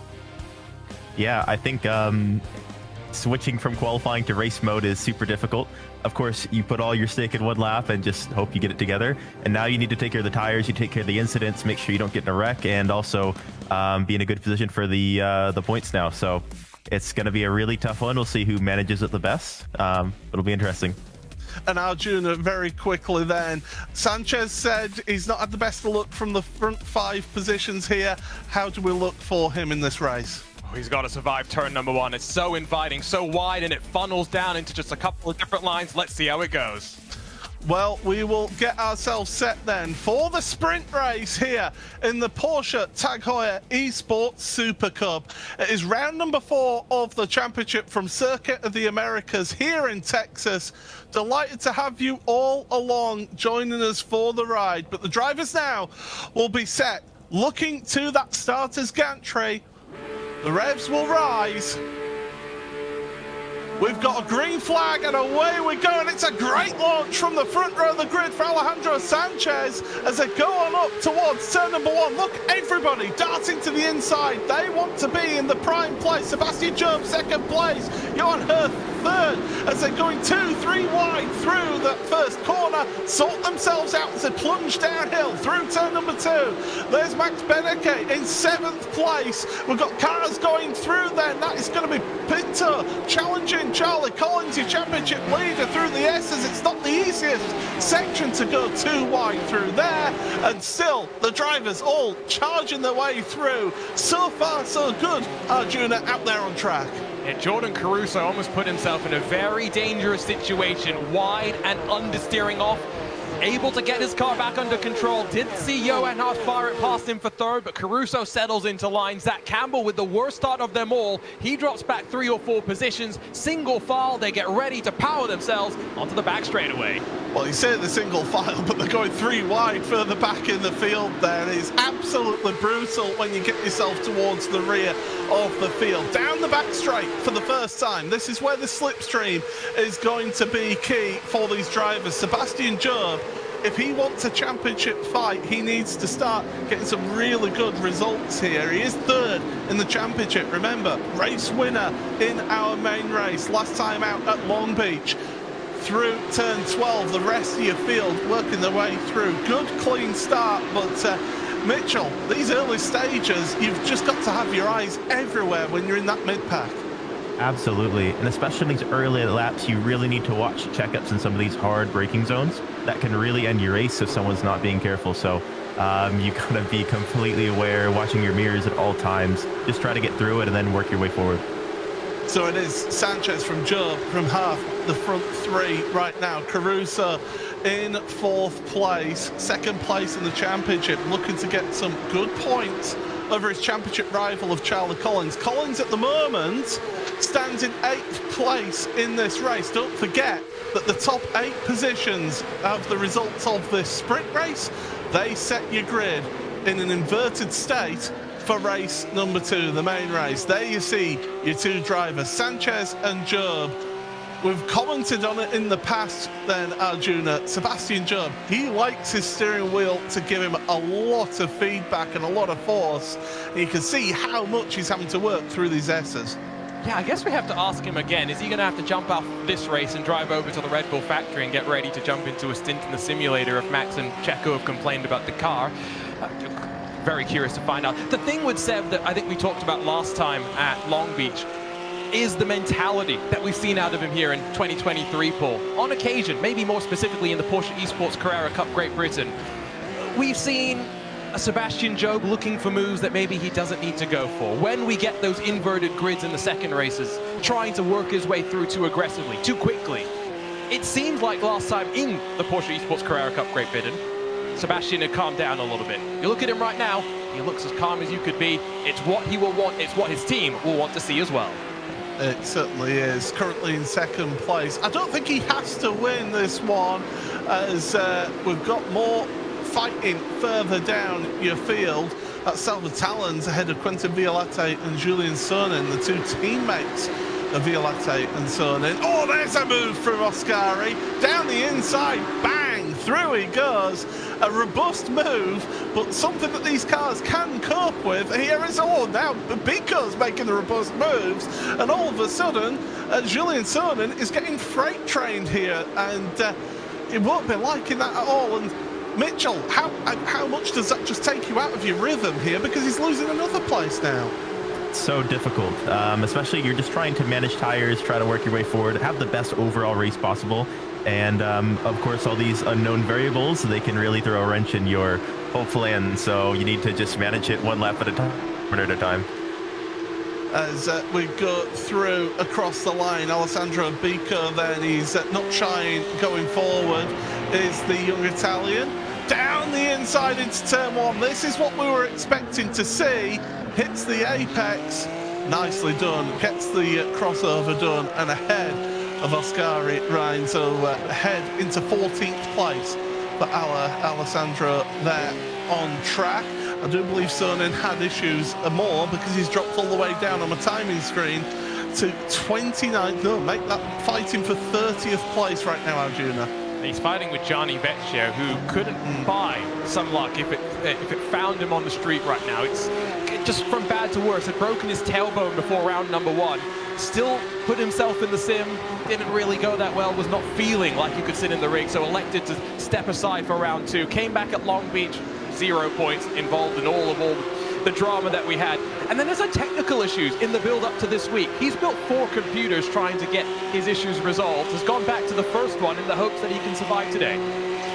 Well, here's Jamie Fluke. He's currently down in 21st in the championship. He needs to get a few good results in this round. And Fluke in that Apex Racing team car, the Northern Irishman, trying his best to move forward here because he wants the points. But Max Beneke is trying his best to take places off of Fluke as well. And this is what this section does to you, the switchbacks. You know, it goes back and forth between you. It's such a tricky section, of course, and Charlie Collins now trying to get involved in all of this one.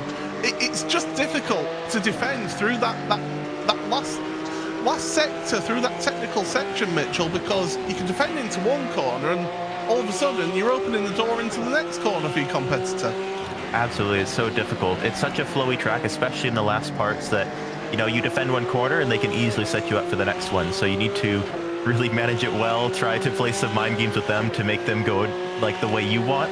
And if you can do that, for sure you're set up well, but if not, then you're gonna have a difficult time. Now, I know for a fact that you get to see what this young man does as Collins actually loses the place to Diogo Pinto. So Pinto now is in that crucial inverted pole position right now in 8th place, but Collins, just how good is he as a driver? Go! As we actually have a bit of drama out there on track, we'll get into that. Thomas Tetela not having much fun out there for the young Finn. He's dropped all the way down to last place, and I have a funny feeling that he was assisted there, Arjuna. Yeah, he's not the only one that's had issues as well. Our sprint race winner at Long Beach, Simona Miramarcheno, has also had an issue. He's dropped down to 29th position. You just saw they tripped over each other down out of turn 1. Wonder if a couple of cars pushed themselves a little bit too far out wide, and then if in the act of trying to rejoin the track, I know you love a bit of a discussion about track limits, Paul. I just wonder if trying to encroach back over the white line, if 2 came into 1. Let's go and take a look. Well, let's have a look then at what happened in that one there. You see the driver that we're focusing on, Thomas Tetela. He is alongside the 16, down into turn number 1, trying to run it all the way around the outside. We get cars check up. Oh, and it was Sarika had an issue. They come together, and yeah, that's it. 3 into 1 space does not work there. Now, the front 2, they are making a little bit of a breakaway of it. Sanchez and Job, they are trying to pull away from Johan Harf, and I think if you're Sebastian Job, you need that, because Harf, being the teammate of Sanchez, would be trying to distract Job. But Job, he's looking forward here in this race, and I'll bring Mitchell into this one. We've talked about the importance of having teammates in and around you. How important is it for that Stormforce team having the 2 in 1st and 3rd to distract Job? Yeah, I think if you're in this situation, it's pretty ideal for you. You can kind of play smart with this. Of course, I think everyone's going to be thinking about the future here, want to be in a good position, but I think all the drivers there need to get some good points heading into the future. They have a little bit edge on the likes of Pinto and stuff like that, so I think they'll be trying to maximize it. I'm sure if I'm Sebi, I'm still trying to go for the win, but I'm still also trying to be smart, thinking about the future. As we go through the S's, there is Pinto then, your 2022 champion. He's got car number 1 on the door, and he proudly wears that one. We saw how much it meant to him to win this championship. It is one of the most competitive championships in all of sim racing, is this series, and certainly Pinto was delighted with that championship win. He's got Max Beneke in front of him though. Beneke actually lost the place to Fluke once again, so Fluke back up to 6th place. This is a really intriguing race here in the back half of your top 8, Arjuna. Yeah, and I've kind of got a question for Mitchell. You kind of alluded to it with your answer just there. How do you as a team and as a driver think about a format where you can qualify on pole position, finish that first race in 1st, but then be inverted to 8th, finish in 8th, and win less points than if you had qualified 8th, finished 8th, and then finish 1st, if you get where I'm going with it? Yeah, I think it depends on the driver, definitely. You know, I can think of if I was Josh Rogers of the past and I had the raw pace to be able to work myself up to the win in the feature from that 8th place invert, you know, I would go for it every time. But also, if you're in a good position where you can catch the invert, start on pole, start on the front 2 rows, then you try to get your points there. So it's for sure a game of tactics. But of course, once you get in the race, everyone wants to win. Also looks good on the stats, so you go for everything. Alejandro Sanchez is being liberal with the track limits right now in trying to stay ahead. He obviously feels that he does have instant points to play with here in this one. Don't forget, if you are new to iRacing, there is a no-fault system when it comes to driver safety. If you go off track, you get yourself a 1 instant point. If you lose control of your car, that's 2 instant points. If you make heavy contact with another car, that's 4 instant points. So you can accumulate those instant points very quickly if you're not careful. And Sanchez taking liberal use of the asphalt runoff. I'll refrain from going into my 30-minute tirade about why track limits are important in the world of racing. But we've got the triple box on screen right now. Race for the lead, that top centre. The bottom left, it's that race for 9th place. You've got Pinto and Collins and Keiter together there. The race for 18th between Nesov, Zach Campbell down in 19th place. He'll be disappointed with that. I think if you're Charlie Collins, there's a little bit more urgency to fight your way back up into this one, because you're going to miss out on the inverted top 8. Remember, Jordan Caruso has got points in qualifying for qualifying up towards the front. He's going to get points for finishing up towards the front, and he's perfectly positioned as well in the invert to still be in and amongst the front couple of rows as they get this race underway. Caruso and Collins, it's now that point in the season already where they're looking at each other as the main rivals, and they're just trying to best each other. I want to give a quick mention as well to Lasse Bach right now in 5th place. He's only had 2 top 10 finishes in this series so far, and that was both in the sprint and main race at the Hockenheimring at the start of the season. The rest of this championship has just not gone his way. Currently in 5th place, though, finds himself in a very, very good position for that Fire team. But you're absolutely right about Charlie Collins there, 9th place. But Mitchell, you know, how important is it when you're on the outside of that top 8 to get yourself into the top 8 for that inverted grid for race 2? Yeah, 8th place is the magical number for this. Of course, everyone wants to be there, especially if you're someone like Charlie right now.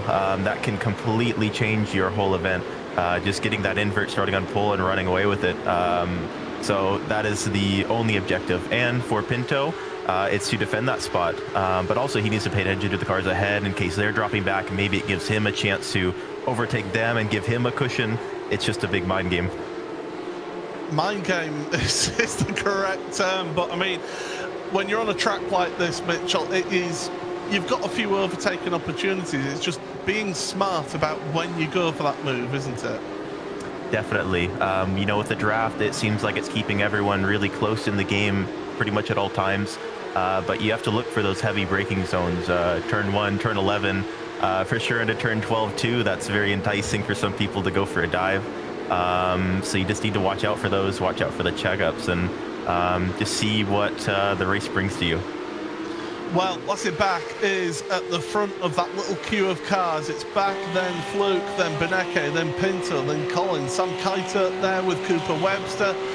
It's a bunch of cars together, all the way down, in fact, to Alessandro Bico all together, as we see cars in the background of that shot making moves. That's Cooper Webster looking to make some moves in this one. But Lasse Bach, the Norwegian, certainly giving himself the greatest opportunity here to have a good run. Of course, a rookie in the Porsche Tag Heuer eSports Supercup. He is under some serious pressure here, Arjuna.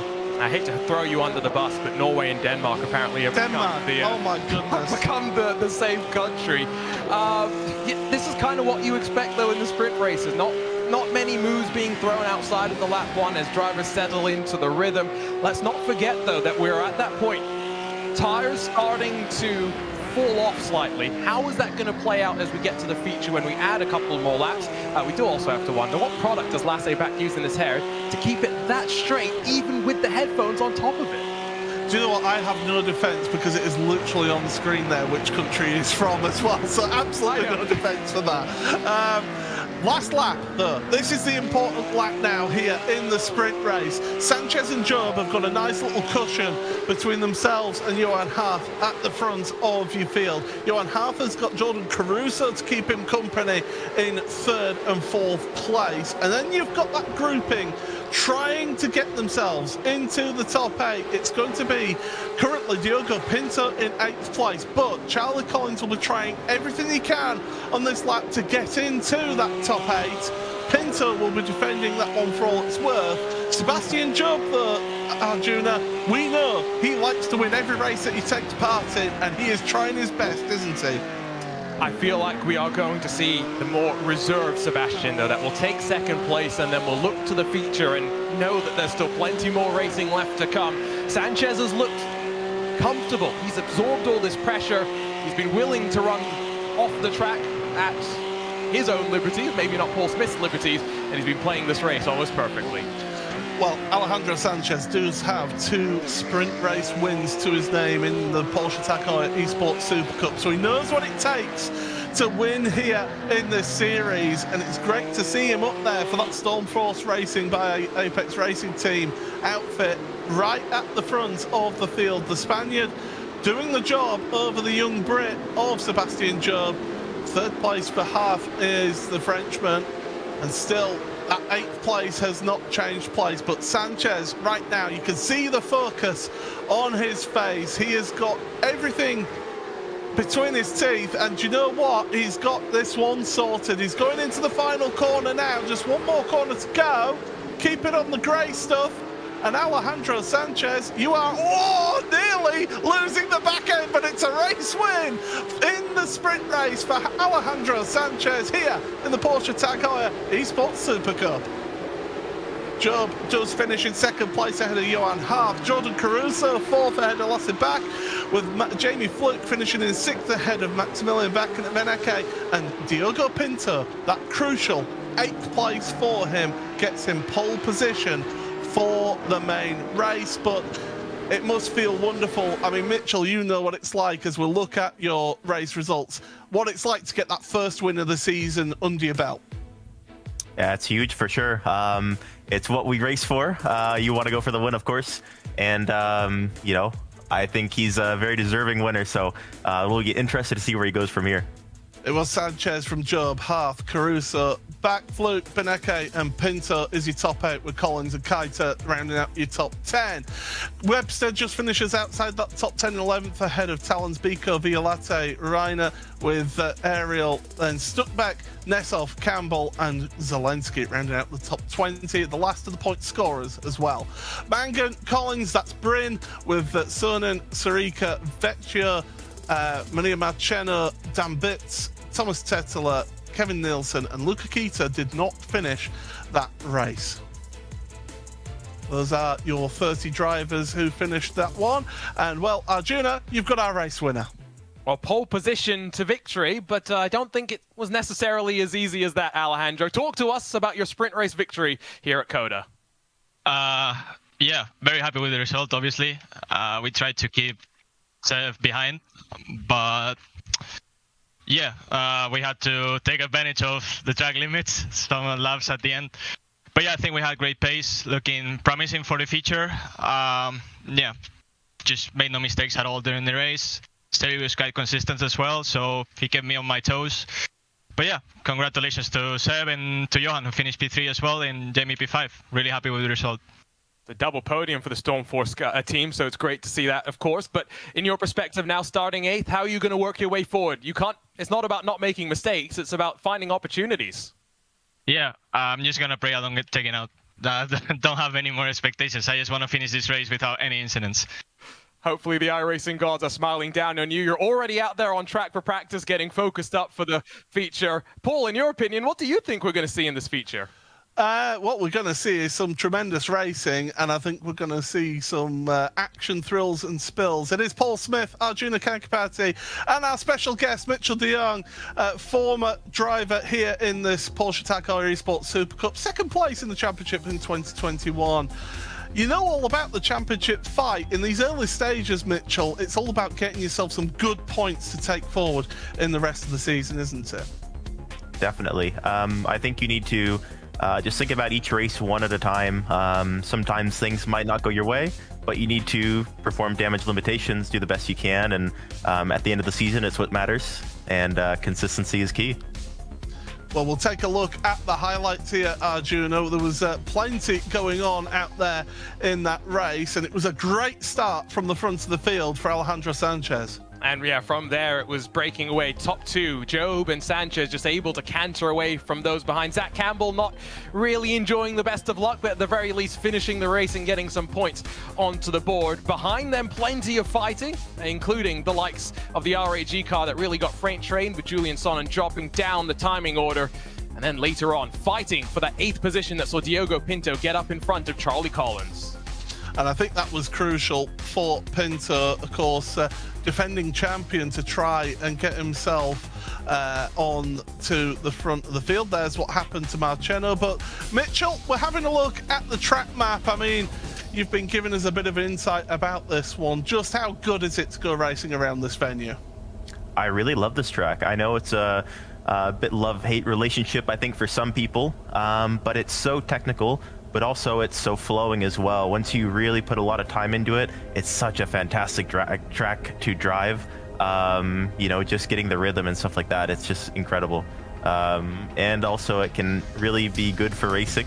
Hopefully we see some more of that in the future, and we'll see. Yeah, I think the drivers were being a little bit sort of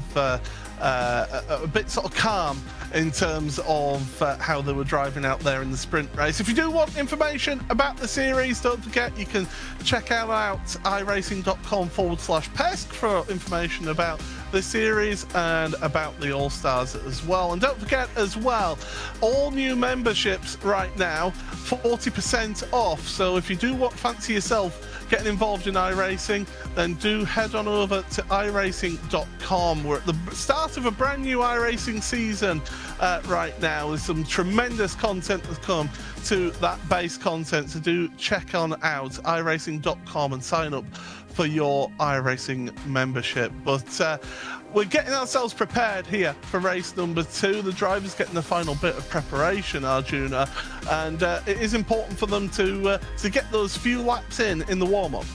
I think this is a different situation to what happens between qualifying and the first race, right? Because Mitchell mentioned it, you go from the 1-lap mode to the race mode. Now you're already in race mode, you just got to calm yourself down, try and forget some of the things that happened in race 1 so you can focus on what lies ahead.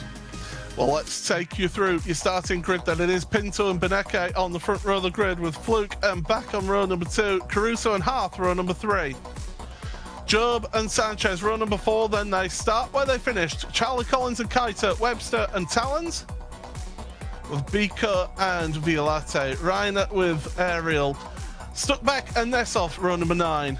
10th row for Zach Campbell and Bobby Zelensky, with Oscar Mangan and Bryn Collins down there in row number 11. Row 12 for Julian Sonnen and Marina Srika. And then the rest of your field, Vecchio and Marceno, with Dambit, Tetela, Nielsen and Keita rounding out those 30 cars on the grid.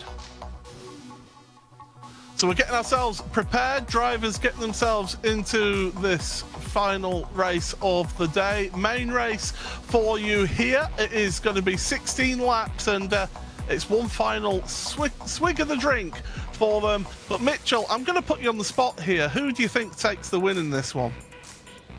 To be honest, I feel like if you're Diogo Pinto, you're in a really good spot to just hold on to the position you already have. Pinto for Mitchell. Arjuna?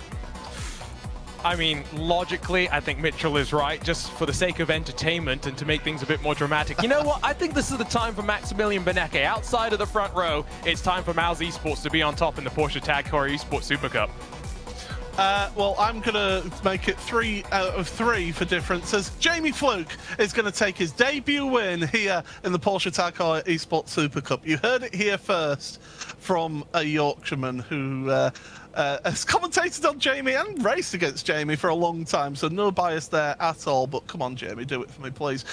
We're getting ourselves ready for the start of this feature race, this main race here at Circuit of the Americas in the Porsche Tag Heuer eSports Super Cup. 16 laps of action. Getting ourselves ready. Revs rise. Green flag, and away we go. Not the best of starts from your front row, but they do go 2 by 2 through across the line and straight away. Defensive driving. Job is getting very aggressive. So too is Caruso into turn number 1. Almost contact between 3 drivers there as they go through. 2, 3 wide. Plunging downhill. Beco's off in the background there in that Williams eSports car. Oh, there's another car gone flying off then. And that is going to be Sebastian Job. Sebastian Job, one of your drivers who's competing for the championship, has dropped all the way down to 29th here in the early stages of this race. He was aggressive from the start, and maybe that aggression has come back to bite him. But at the front, it's still Pinto, Benecke, Fluke, Caruso, and then back in 5th place. He finished race 1 in 5th. He could be on for another 5th place finish here, Arjuna. It was gloves off and elbows out immediately on that run up into turn number 1. Caruso, I don't know how he was able to avoid running into the back of Jamie Fluke, but he was able to survive. Meanwhile, Benecke through 11 almost turns Pinto as they get their way onto the power. Now snaking back and forth. Who's going to be brave into turn 12? Tar still coming up the temperature, but the best opportunity to work your way forward. Oh, Fluke's having a look here. He's thinking about it on Max Benecke. Down in towards turn number 12. They go. He's got the inside, but Benecke's got to get on that power a little bit earlier around the outside. And now Caruso is having a look on Fluke here. There's no love lost here between the front bunch because they all want to win this race here as we're coming towards the end of this first lap. 16 laps for these drivers. They've got to be conscious as well about looking after their tyres. But I can tell you right now, track temperature is 3 degrees centigrade cooler than in race number 1. So they're really going to be thankful for that the track temperature is cooling down for them. They'll be able to be a little bit more aggressive on their cars as they go into that final corner, as we've got a car. Oh, I was confused there. I thought there was a car stop, but we're back with live pictures across the line. Pinto from Benecke, from Fluke across the line here, Arjuna. That was a sensational opening lap, but huge championship implications for Sebastian Job. Yeah, and that may just be another week where Job's on the back foot. Let's go back and take a look at it. Down the hill, already you saw Caruso with his desperate lunge. Job's on the outside with Hearth in the middle, got one of the Urano cars on the very inside. They all just tried to funnel down together. Job luckily minimizes the contact with the wall. It's only the left rear that punts itself into the Armco. But Job runs now in 26th position. Mitchell, how hard is it being involved in the championship fight where you get yourself caught up in a lap 1, turn 1 incident and you're having to fight back to try and get as many points as you can do? That's absolutely the worst thing that could happen. After a solid sprint race, solid qualifying, you'd think this is a really good points day, but that is just such a shame for Sebastian. That's a really hard pill to swallow, I would say. Well, you've got to just buckle up and work hard to try and get yourself into the points. Remember, 25 positions score your points here in the main race, so it's not the end of the world. Get yourself whatever points you can and just chalk that off as a bad day at the office, move into the next race. But that race at the front here, Arjuna, Pinto and Benecke, they are pushing themselves out there. They're really, you can see Pinto trying to break the slipstream down that back straight. Yeah, there's history between these two. Let's not forget that they first fought in the summer of 2021 in the Porsche eSports Carrera Cup Deutschland before Diogo Pinto actually joined up with Team Redline. Diogo had a fantastic run in the championship, and before we got to the final rounds, Redline snatched him up. It was Benecke up against Pinto in that one. Things got physical. Vaneka now no longer part of Redline. You wonder what feelings are still left there. Pinto flies the flag now for Team Redline with that ¡1 machine. He's not going to give this one up without a fight. I remember commentating that race, and yeah, that was full on, gloves off. No quarter given and none taken between the two of them. So these two know what it's like to be able to scrap out there on track. As there's something happened there for Campbell. He's been making moves at turn 1. 15th place for Zach right now. It's a gain of 4 places for the young American. So after not feeling well, just trying to get himself as many places as possible. But unfortunately, Arjuna, we do get to speak to Gianni Vecchio. Yeah, Gianni, you can't buy any luck. I mean, you were injured at the start of the season. You had to miss a round. And now you had technical issues all week. It's simply lovely, isn't it? I mean, luck isn't for everyone. I guess it's not for me the past few weeks. I wish I could be Mitchell, sitting in a nice chair, chilling. I wish I had all that luck. Let's ask the question first. How is your tailbone? Hopefully recovered.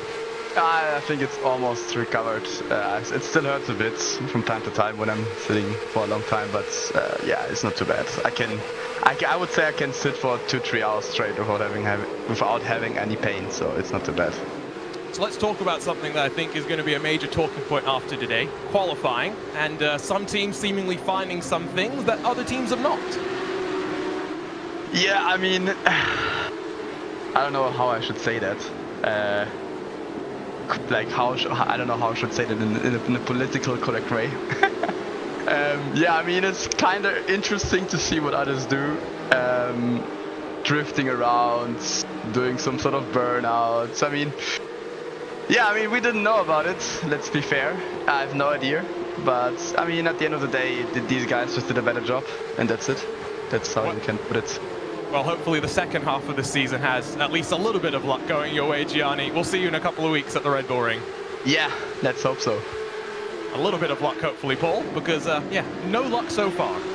Yeah, if he had any luck, it'd just be bad luck, is the old saying. But this race for 15th, Campbell, Reiner, Mangan, and Stuckbeck. We're looking at this because the front few right now, I think, are in tyre preservation mode. Oh my goodness, that was an Altus car out of nowhere. Who was that? It's got to be Marcello with a move like that. Absolutely locked up into turn 1. I mean, Mitchell, when you're driving along and you see in your rear view mirror suddenly an Altus car out with just smoke piling off of its tyre, you just open the steering and get out of the way, don't you? Well, he went for the move. You got to respect it.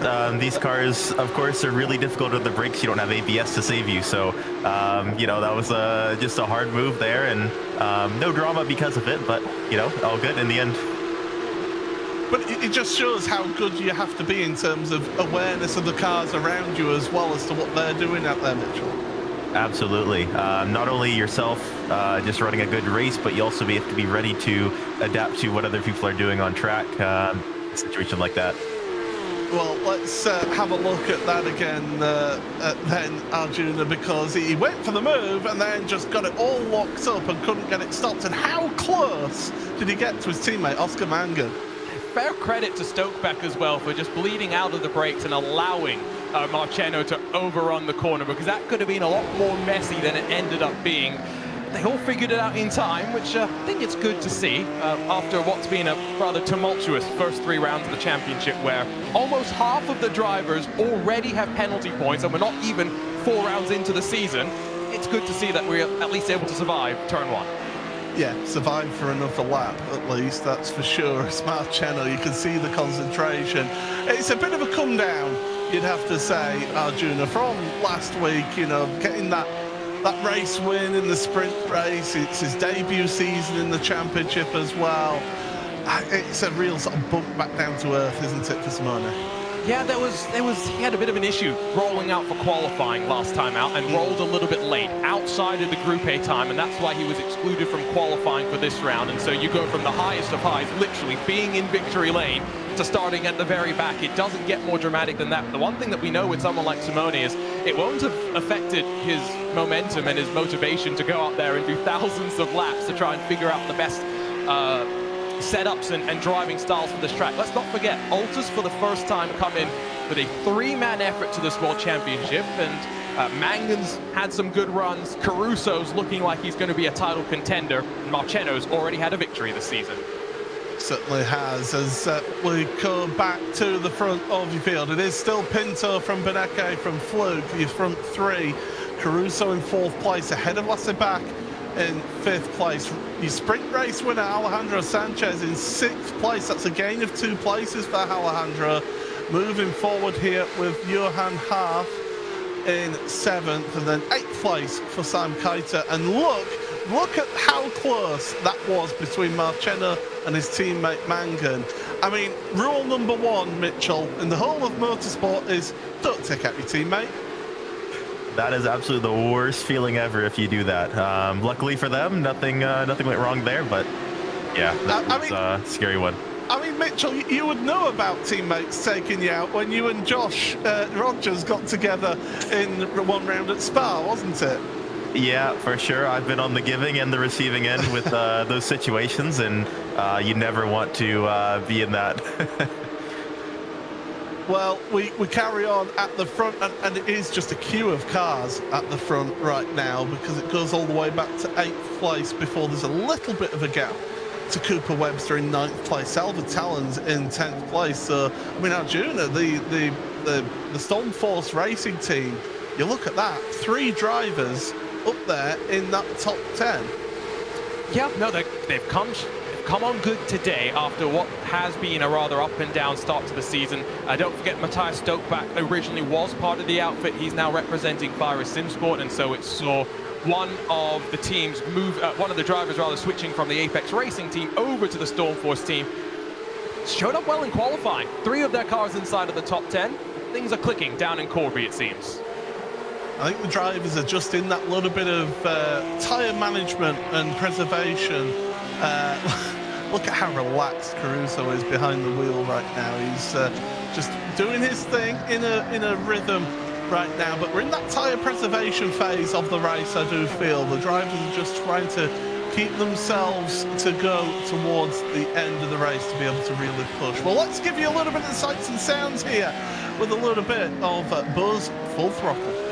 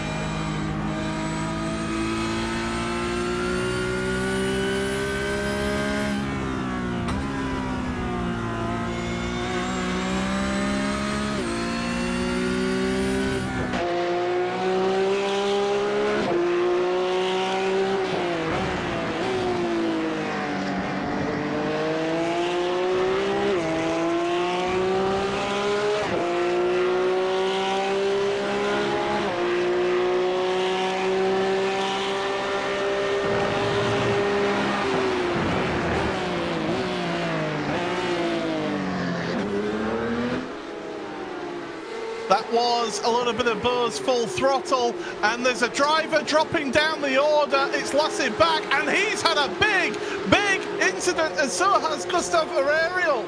Gustavo Ariel has been involved in that one as well, so something has happened to Lasseback. He was on for a double 5th place finish here today, and he has gone back to the pits. That's the end of his race, so Lasseback out of this race. Something has happened through the S's. I'm sure we'll get a replay for you when we get that to you, but the front 4 now have got a little bit of separation here, Arjuna.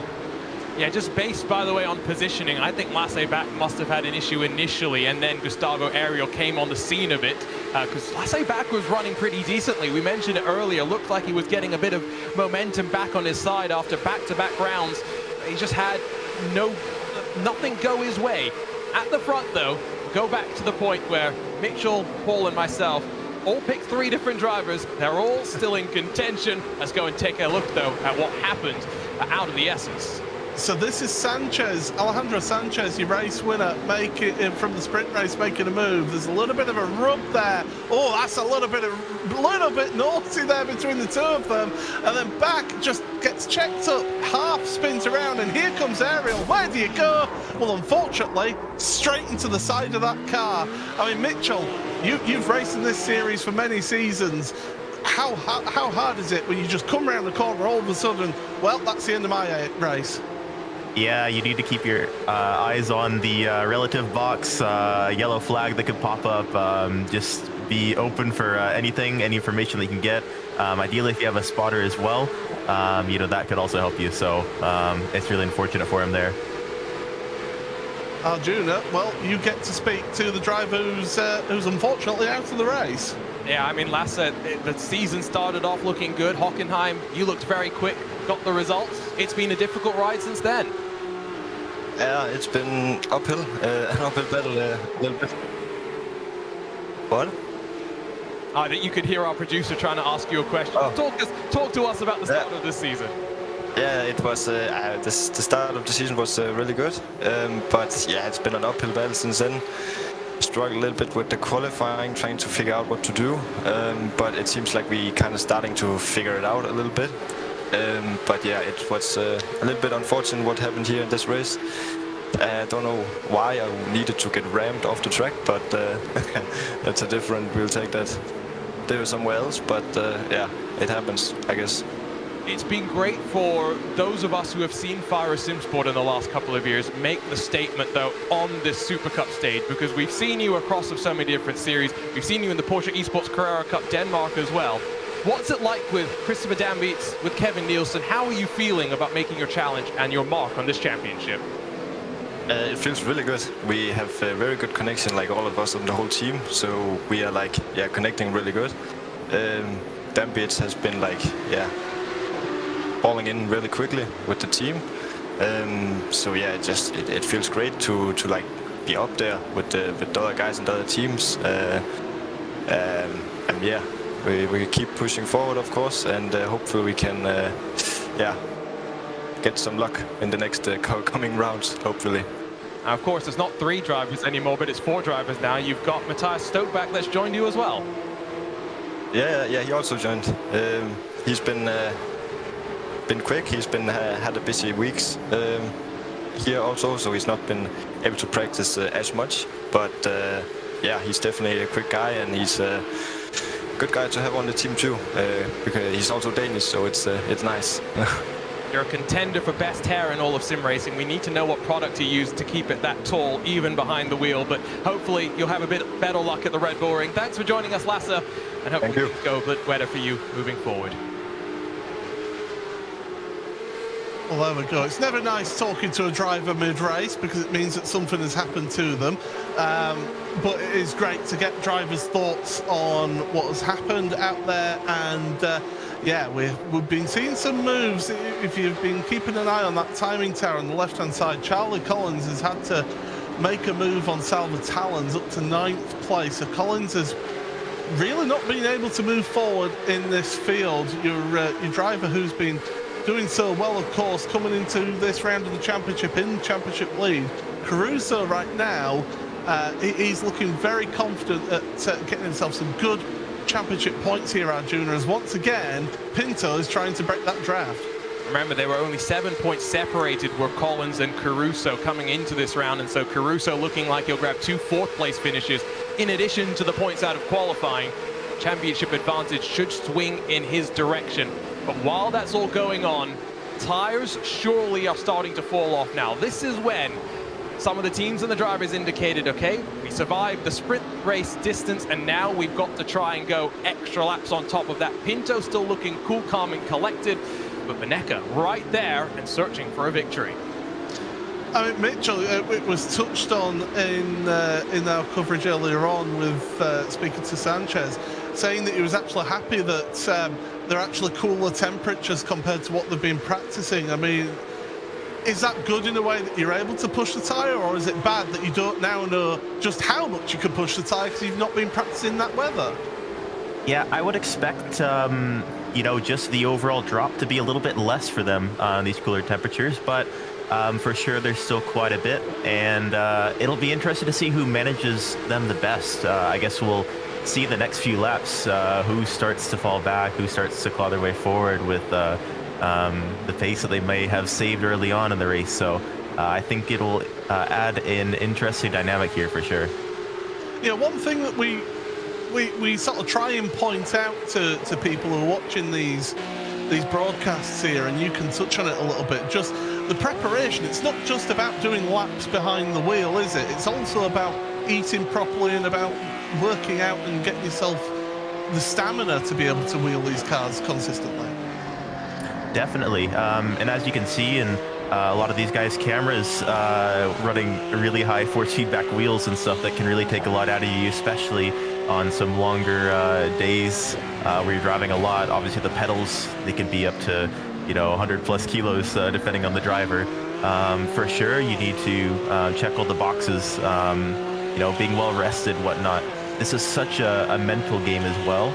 You need to be so sharp and not show any weaknesses, otherwise, you know, you could lose a few positions here or there, and that could really compromise your race.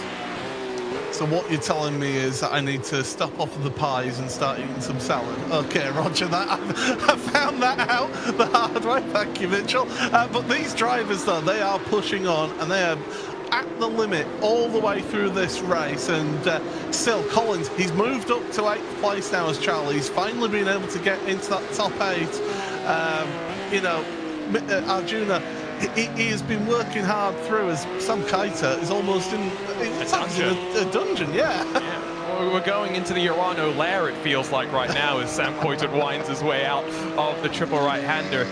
These are important moves for Charlie. He fell back initially at the start, has had to slowly claw his way back up to 9th where he started this main race, and now he's got basically the who's who in front of him. How easy is it going to be to get past Cooper Webster? Not very easy, let's be easy. Same thing with Haas Sanchez and the rest in front of him. 6 laps to go in this race as we look back, because it's not just in front that Sam Kaita's got to look now, he's got to look behind as well, because he's got the young Spaniard, Salva Talons, putting the pressure on. Quentin Violette is there with him as well, so they're trying to get themselves an improved finish here. Violette has not had a good season so far, just one top 10 finish for him in the last round, the main race at Long Beach, got himself a 9th place, so he's trying to move forward. And Salva Talons again, only one 9th place finish for him this season in the opening sprint race of the championship. So these are 2 drivers behind Sam Kaita that are trying to push forward, but Kaita himself trying to get himself his first top 10 finish here, Arjuna. So there's a bit of pressure on all of these 3 drivers to try and kickstart their campaign. Yeah, absolutely. Sam's in his 2nd year in the series as well. His rookie campaign was difficult. Qualified by himself, then joined Urano and ran by himself. Has got Alexi and Luca that have been able to at least support him in terms of the preparation and building the pace up. All 3 of them have kind of struggled at times. Luca Kita technically in the top 15, but, well, he's not had an easy round by any means. And down the inside, Salva Talons is going to make that one look easy. Oh, and that compromises the exit of Sam Kaita there through 12, but stays ahead of Violette for the time being. But that was a nice move from the young Spaniard of Salva Talons into this tight left-hander. You've got to be so patient with the throttle, haven't you, to try and negate any wheel spin out of that left-hander, and then carry the speed all the way through this long sweeping right-hander, get it up to the right-hand side, onto the brakes, use the curb on the inside to cut as much of the course as you possibly can. And it's a real method in the driver's skill here to be able to shorten the track as much as possible. Meanwhile, at the front, it is still the front four as they were. No moves being made yet. 5 laps to go in this race though, so they've really got to start thinking and looking at positioning themselves for any moves to be made in this race. We've got a car onto pit road. That is Bryn Collins. So something has happened to Collins out there for him to be on pit road, and Thomas Tetteler as well. He's on pit road. Don't say that's a drive-through penalty for the young Finn, but Arjuna, you know, that's enough for 2 drivers who could have done with a good result here today. Yeah, it was Bryn Collins, Kevin Nielsen, and Thomas Tatteler all kind of sandwiched and concertinaed together. Nielsen immediately towed back to the pit lane. Tatteler had the incident limit that he went over, as that's a send to the inside. Jordan Caruso, not content to run in 4th position, forces Jamie Fluke out of the way, and now Caruso holds a podium spot, and with 5 laps to go, may not be done, may search for a couple more. You know, I was saying that at the start of this lap that drivers needed to start thinking about where they want to be at the end of this race, and Caruso, Mitchell, he's thinking, I want to be up there at the front. He's in a good spot, to be honest. Man, it is so close up the very front. Anything can happen right now. It just takes one move from someone and the other person can capitalize. It's going to be so tight to the end. And that is what happened to Nielsen, to Collins, and to Tetteler, all coming together through that penultimate corner. That gave 2 drive-through penalties. Do you know what? To say how much space there is around this track, Arjuna, everyone who's currently running is in the points. There's 25 cars running right now. It's been relatively good overall. Maybe not as much side-by-side passing at the front as maybe we would have wanted, but the wide tracks for the most part have allowed drivers to get away with a bit more. We've seen turn 1, lap number 1, inviting opportunities. Jordan Caruso proving that if you are close enough, you can use these big braking zones to really block past your way forward. And Circuit of the Americas has settled, I think, some of the tension that has been lingering after the last couple of rounds. Certainly has, as those front 3 now, or front 4 should I say, trying to work their way through the S's here. Oh, clip of the curb, the anti-cut curbs, those are brutal around here by Max Benecke, and that's just unsettled his car. And well, it's the problem around this S's section here, Mitchell, because when you're going through the S's, you make one little mistake through there, it just exacerbates and gets worse through each remaining corner in that section. Absolutely, you need to stay right on line here. Of course, the dirty air is a little bit of an effect, so obviously it's not ideal to follow close, but yeah, you really need to hit your marks, maximize track limits, and just set up for everything you can do. There's a move to the inside for Sebastian Job on Stuckbeck. So Stuckbeck loses the place. Job on that recovery drive. And look at the damage to his rear wing. That will be affecting his top speed here in this race. And Job is coming under a little bit of pressure, coming back at him, but no.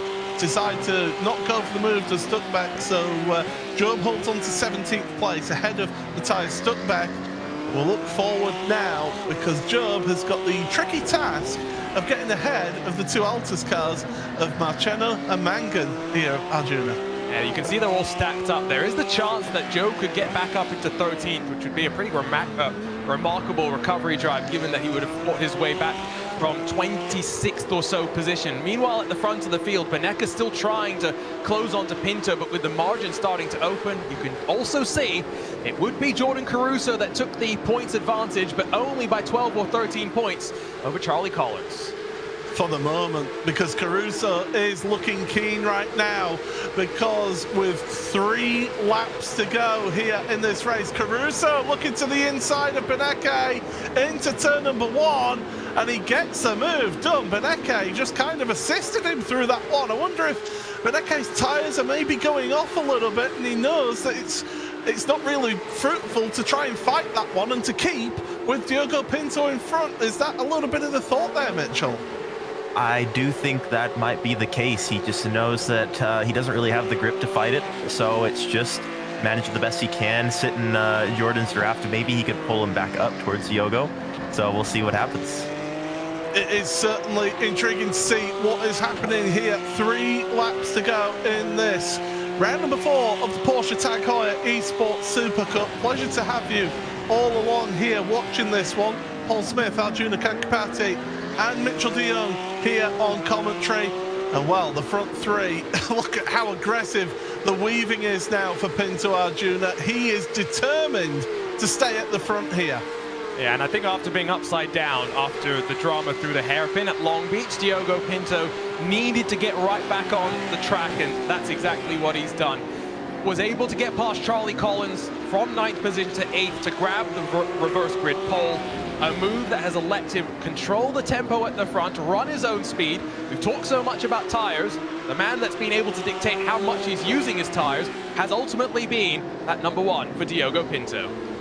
But is it a case that Caruso, yes, he's been in a slipstream, yes, he's been in a draft, so he's been scrubbing those tyres a little bit, as by being sat there in 4th place for the majority of this race, has actually been conserving his tyres quite a bit, Mitchell, because if you're at the back of a queue of cars, you can be sort of lifting and coasting, not putting as much energy through the brakes into those tyres. Certainly, and just looking at how this lap is developing, he looks really quick right now. I think this could be quite an exciting end of the race here, even driving away from 3rd place, so we'll see. As Johan Harth, we're hearing, has got a slow down penalty in this one. Oh, Jamie Fluke making a move up. Beneke's around. Oh dear, that's not how Fluke will have wanted that one to happen. As he gets himself up into 3rd place and under pressure now from Sanchez. Sanchez looking to the inside, and Fluke's backed out of that one. And I can tell you now, Jamie, he will not be happy with himself with that one, and he will hold his hands up to that. He's that type of racer. He is a gentleman. But look at the front here, because Pinto and Caruso absolutely neck and neck through the S's. Caruso looks to have the tyres underneath him, Arjuna.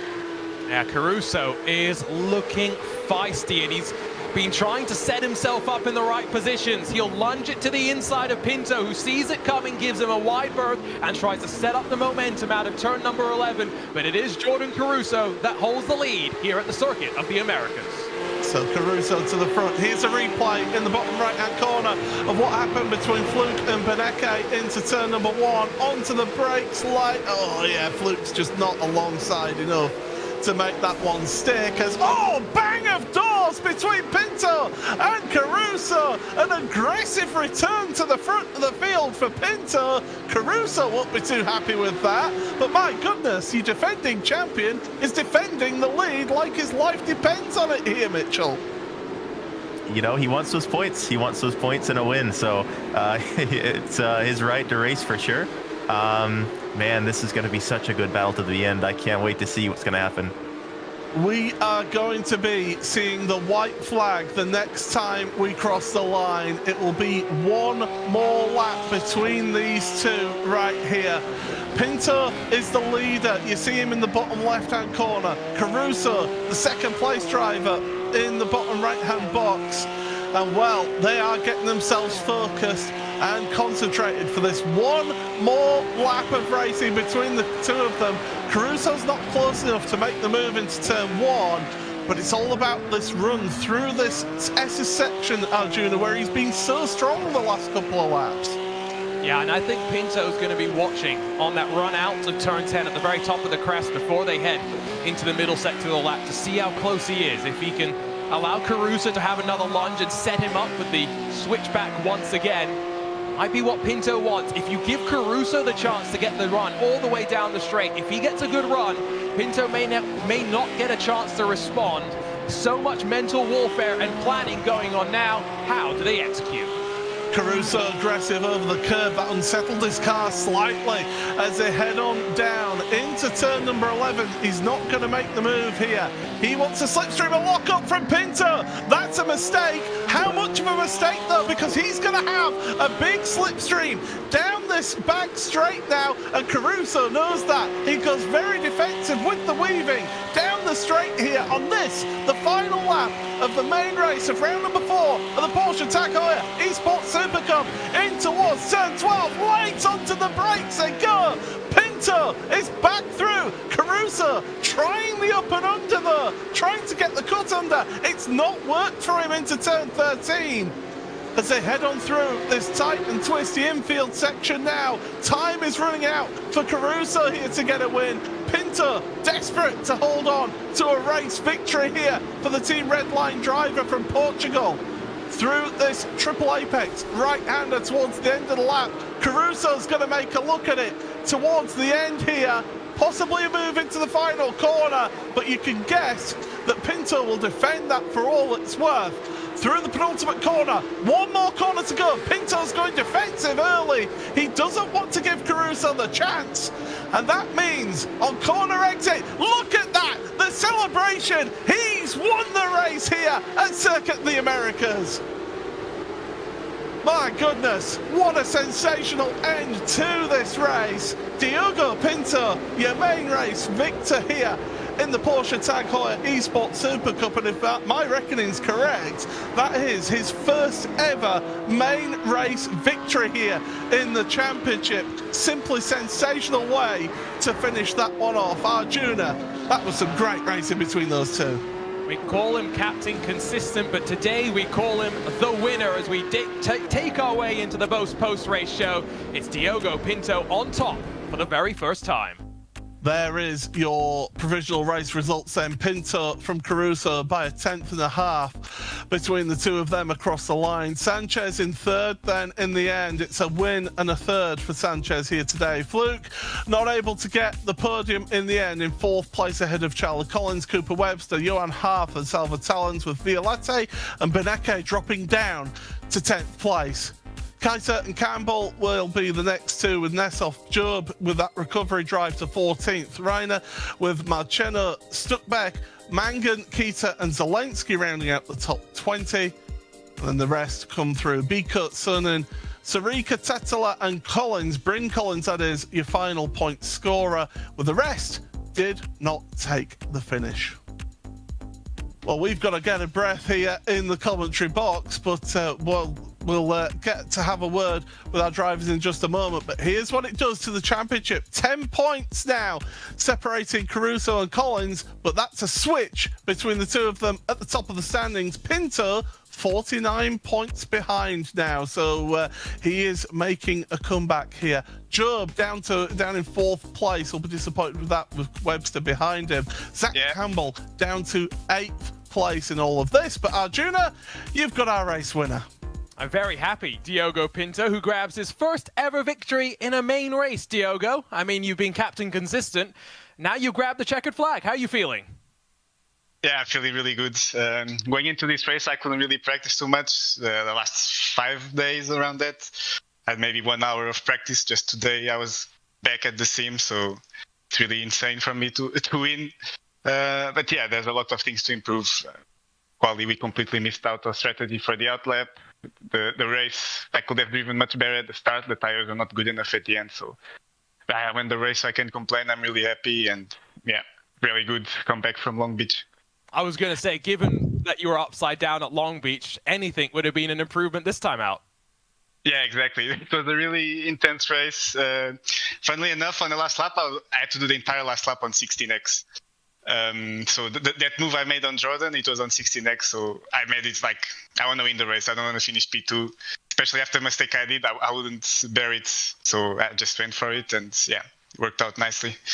Love to hear you. Congratulations on your very first victory, Diogo. I'm sure the first of many. Let's head our way over, though, to Jordan Caruso, new championship leader who showed your willingness to fight at the end of that main race, Jordan, working your way forward up from 4th to 2nd. Yeah, thanks. I mean, I'm so happy with that. When I was sort of stuck behind Jamie, I felt like, man, my pace is just like, this is where I was going to be for the rest of the race. And I was sort of happy with that. But then I got a really good run going into the hairpin. Made the move on Jamie, same thing with Max. And then with Diogo, I mean, I would have loved to fight harder for the win, but I had 14X, and we already got a 4X when we sort of, like, in that corner after the back straight. So I just didn't want to risk that. But, yeah, no. I mean, I would have loved to get the win, but really happy with the round overall. He had 16X, just so you know. You were both dancing on that limit. In terms, though, of how you've been running this season, how are you feeling right now? Because things have been looking great. Qualifying again looking very strong, and that really sets the tone for the rest of the racing. Yeah, I mean, if you told me that like going into the season I'd be leading the championship after 4 rounds, I probably wouldn't believe you. But I mean, myself and the team have been working really hard to stay on top of everything. My quali paces looked really strong, so I mean, I'm just looking to be consistent, just keep sort of banging out those quali laps and keep trying to bag points. Still a long championship, anything can happen. So yeah. Congratulations, Jordan. We'll head over, though, to Alejandro Sanchez, who talks to us, unfortunately, for the 3rd time today. So I'm sorry about that, Alejandro. But overall, you must be feeling pretty pleased with how things went. You got the pole position, you got the sprint race victory, and then a podium in the main race as well. Yeah, I wouldn't mind talking to you 3 times every weekend, but it doesn't always go my way, you know. Super happy with the way we drove today. There was some contact with Lasse. I need to check it out again. I don't know if it was my fault, but overall super happy. Not so happy with the pace in the feature. I had some massive understeer. I tried to save tires, but so was everybody else. So we just struggled at the end, and we couldn't quite catch up to the leading group. But yeah, I got quite lucky with the incidents today, that in a manner that they all occurred in front of me, so I could avoid them quite easily. But yeah, super happy with a win, a pole, and a P3. It's like I wouldn't have thought that this was going to be the result coming into it, definitely. Hey, you make your own luck, and all of the 4 Apex Racing Team drivers finish up inside of the top 10 in today's feature. For you working outside of the Corby facility, I want to ask you, what's it like with Jamie and Johan, for example, being able to sit next to one another and drive, and for you being slightly more separated from them? It's all right. We don't really communicate during the races, since we all are all on different channels. We just get our respective spotters to get across the message. But yeah, it doesn't really matter to me in the races, and not in practice as well, because we are all on Discord and talking to each other. So it's like I'm there, but not really being there. Well, we'll see how the rest of the season plays out for you and the rest of the Corby crew. Congratulations on a great result today, Alejandro. We'll see you at the Red Bull Ring. Thank you very much. Well, you mentioned it there, Arjuna. We head on across the Atlantic to the Styrian Mountains in Austria. April the 1st, no, it's no April Fools. It is the Red Bull Ring for round number 5 of the Porsche Tag Heuer eSports Supercup in 2023. Mitchell, I mean, thank you very much for joining us here. What did you think of the racing, more importantly, and how was it for you on this side of the wheel? Yeah, it was certainly a different experience being over here. But yeah, certainly a wonderful race to spectate, be a part of, and that was some good racing. I was super impressed with Pinto and Caruso, that battle at the end, and looking forward to the next ones. And Arjuna, 10 drivers in the end, finished on 16 instant points. That just shows you how fine the margins are here in this championship. And despite that, it feels like in some ways, Paul, that everyone's just breathed a little bit. We haven't had the disqualifications. We've had a round of the championship without too much drama at choke point or one another. And we head out of, I think, the Circuit of the Americas with a lot of drivers feeling some momentum is finally on their side as we get to the halfway mark, get closer to the halfway mark of the championship. Well, as we head on out of the Buzz post-race show, I want to thank Arjuna Kankapati and Mitchell de Jong, and myself, Paul Smith, and from everybody here at iRacing and at Porsche. Thank you so much for joining us. Make sure you join us in 2 weeks' time for the 5th round of the Porsche Tag Heuer eSports Supercup. But from everybody here, it's good night.